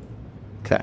And, Kia, as a brand, has always been known for providing good value, and as you said earlier, not cheap, but good value. It would be interesting to have products like that in the lineup, as you try to grow EV sales. You can't just have everything at the high end of the spectrum. No, the volume is in the middle of it. So, as I said before, we're going to have an electric line and we have an internal combustion line. In the near term, we're going to have two lines, and I don't know when or if the ICE cars will ever entirely go away. I think the government's saying that, but I personally take that as aspirational. There's going to be a cowboy in Wyoming that still needs his diesel pickup. Yeah. And that cowboy should have that diesel pickup, and that cowboy's on the problem. Yeah. Great. What else we haven't talked about around Kia should people be thinking about? Well, I think generally the brand renaissance general. We re-imaged ourselves. The dealers are being re-imaged. It's a whole new company, the energy.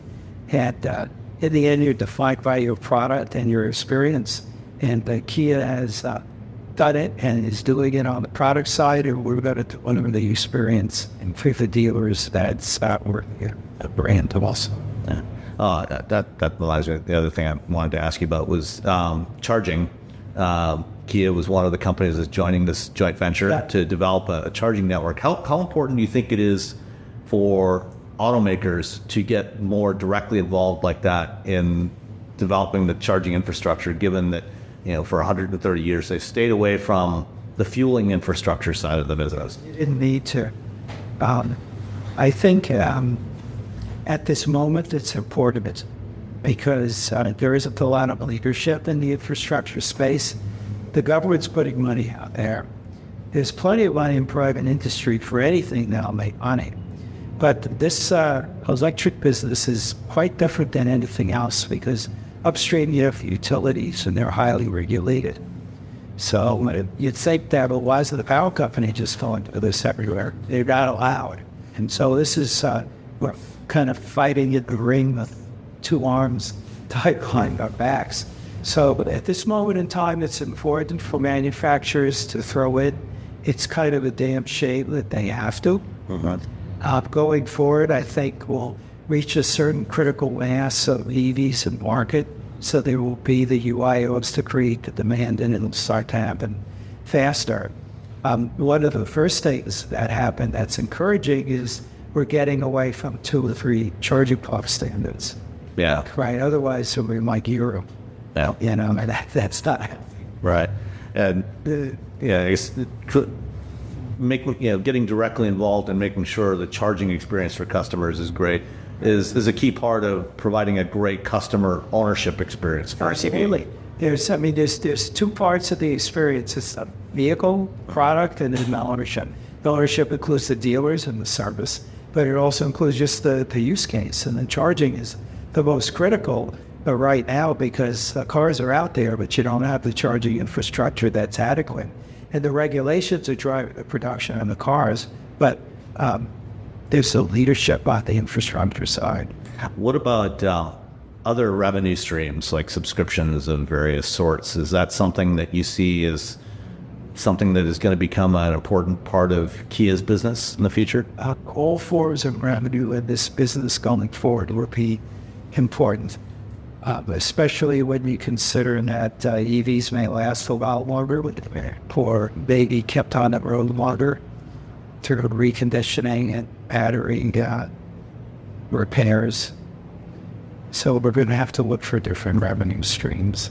But also, it's a different product. So an electric car is quite techy, and quite techy. Customer wants different things, and it may be different business opportunities within the car, the automakers. And with the new connected car navigation OS, you've got opportunities there to provide new features over time. Right. So you've got the physical car, you've got the electric powertrain side, there's things you can sell related to that. And then there's the, they used to call it infotainment. It's much bigger than that. Yeah. That's still a huge under-conquered opportunity. What do you think may be the best opportunity, best types of things that people might be willing to pay for? It's things like maybe driver assist features, hands-free driving capabilities. Yeah, it's also great. If you think about it, it might really disintermediate the whole notion of model trims. Uh-huh. Because while some of what's in a model trim may be physical, where you have relaxation seats in an EV9 with a footrest, you may not put that in a lower trim. But in terms of lots of the other features, the electrical aspects, like the performance, the power curve, or other things, you can probably sell them as the long option. Yeah. All right. Well, thank you so much for your time, as always, Steve. It was helpful. Yeah, it was. Great conversation. Will I see you in New York, maybe? For the New York show? Yeah. Oh, almost certainly. Yeah. Okay, good. Definitely hope so. Good. So. Everyone's talking about AI these days, right? This season on Compiler, we're diving deep into how AI is reshaping the world we live in. Join us for a new season of Compiler, an original podcast from Red Hat. Subscribe now wherever you get your podcasts. All you homeowners have unique needs. Some feel the need to paint their door a vibrant shade of blue. Others have the need to decorate their bathroom with fish, anchors, and other nautical items. And because each homeowner has unique needs, Geico helps you get the right coverage for your home and what's in it. That way, you get exactly what's right for you, even if your needs are unique. Get more with Geico.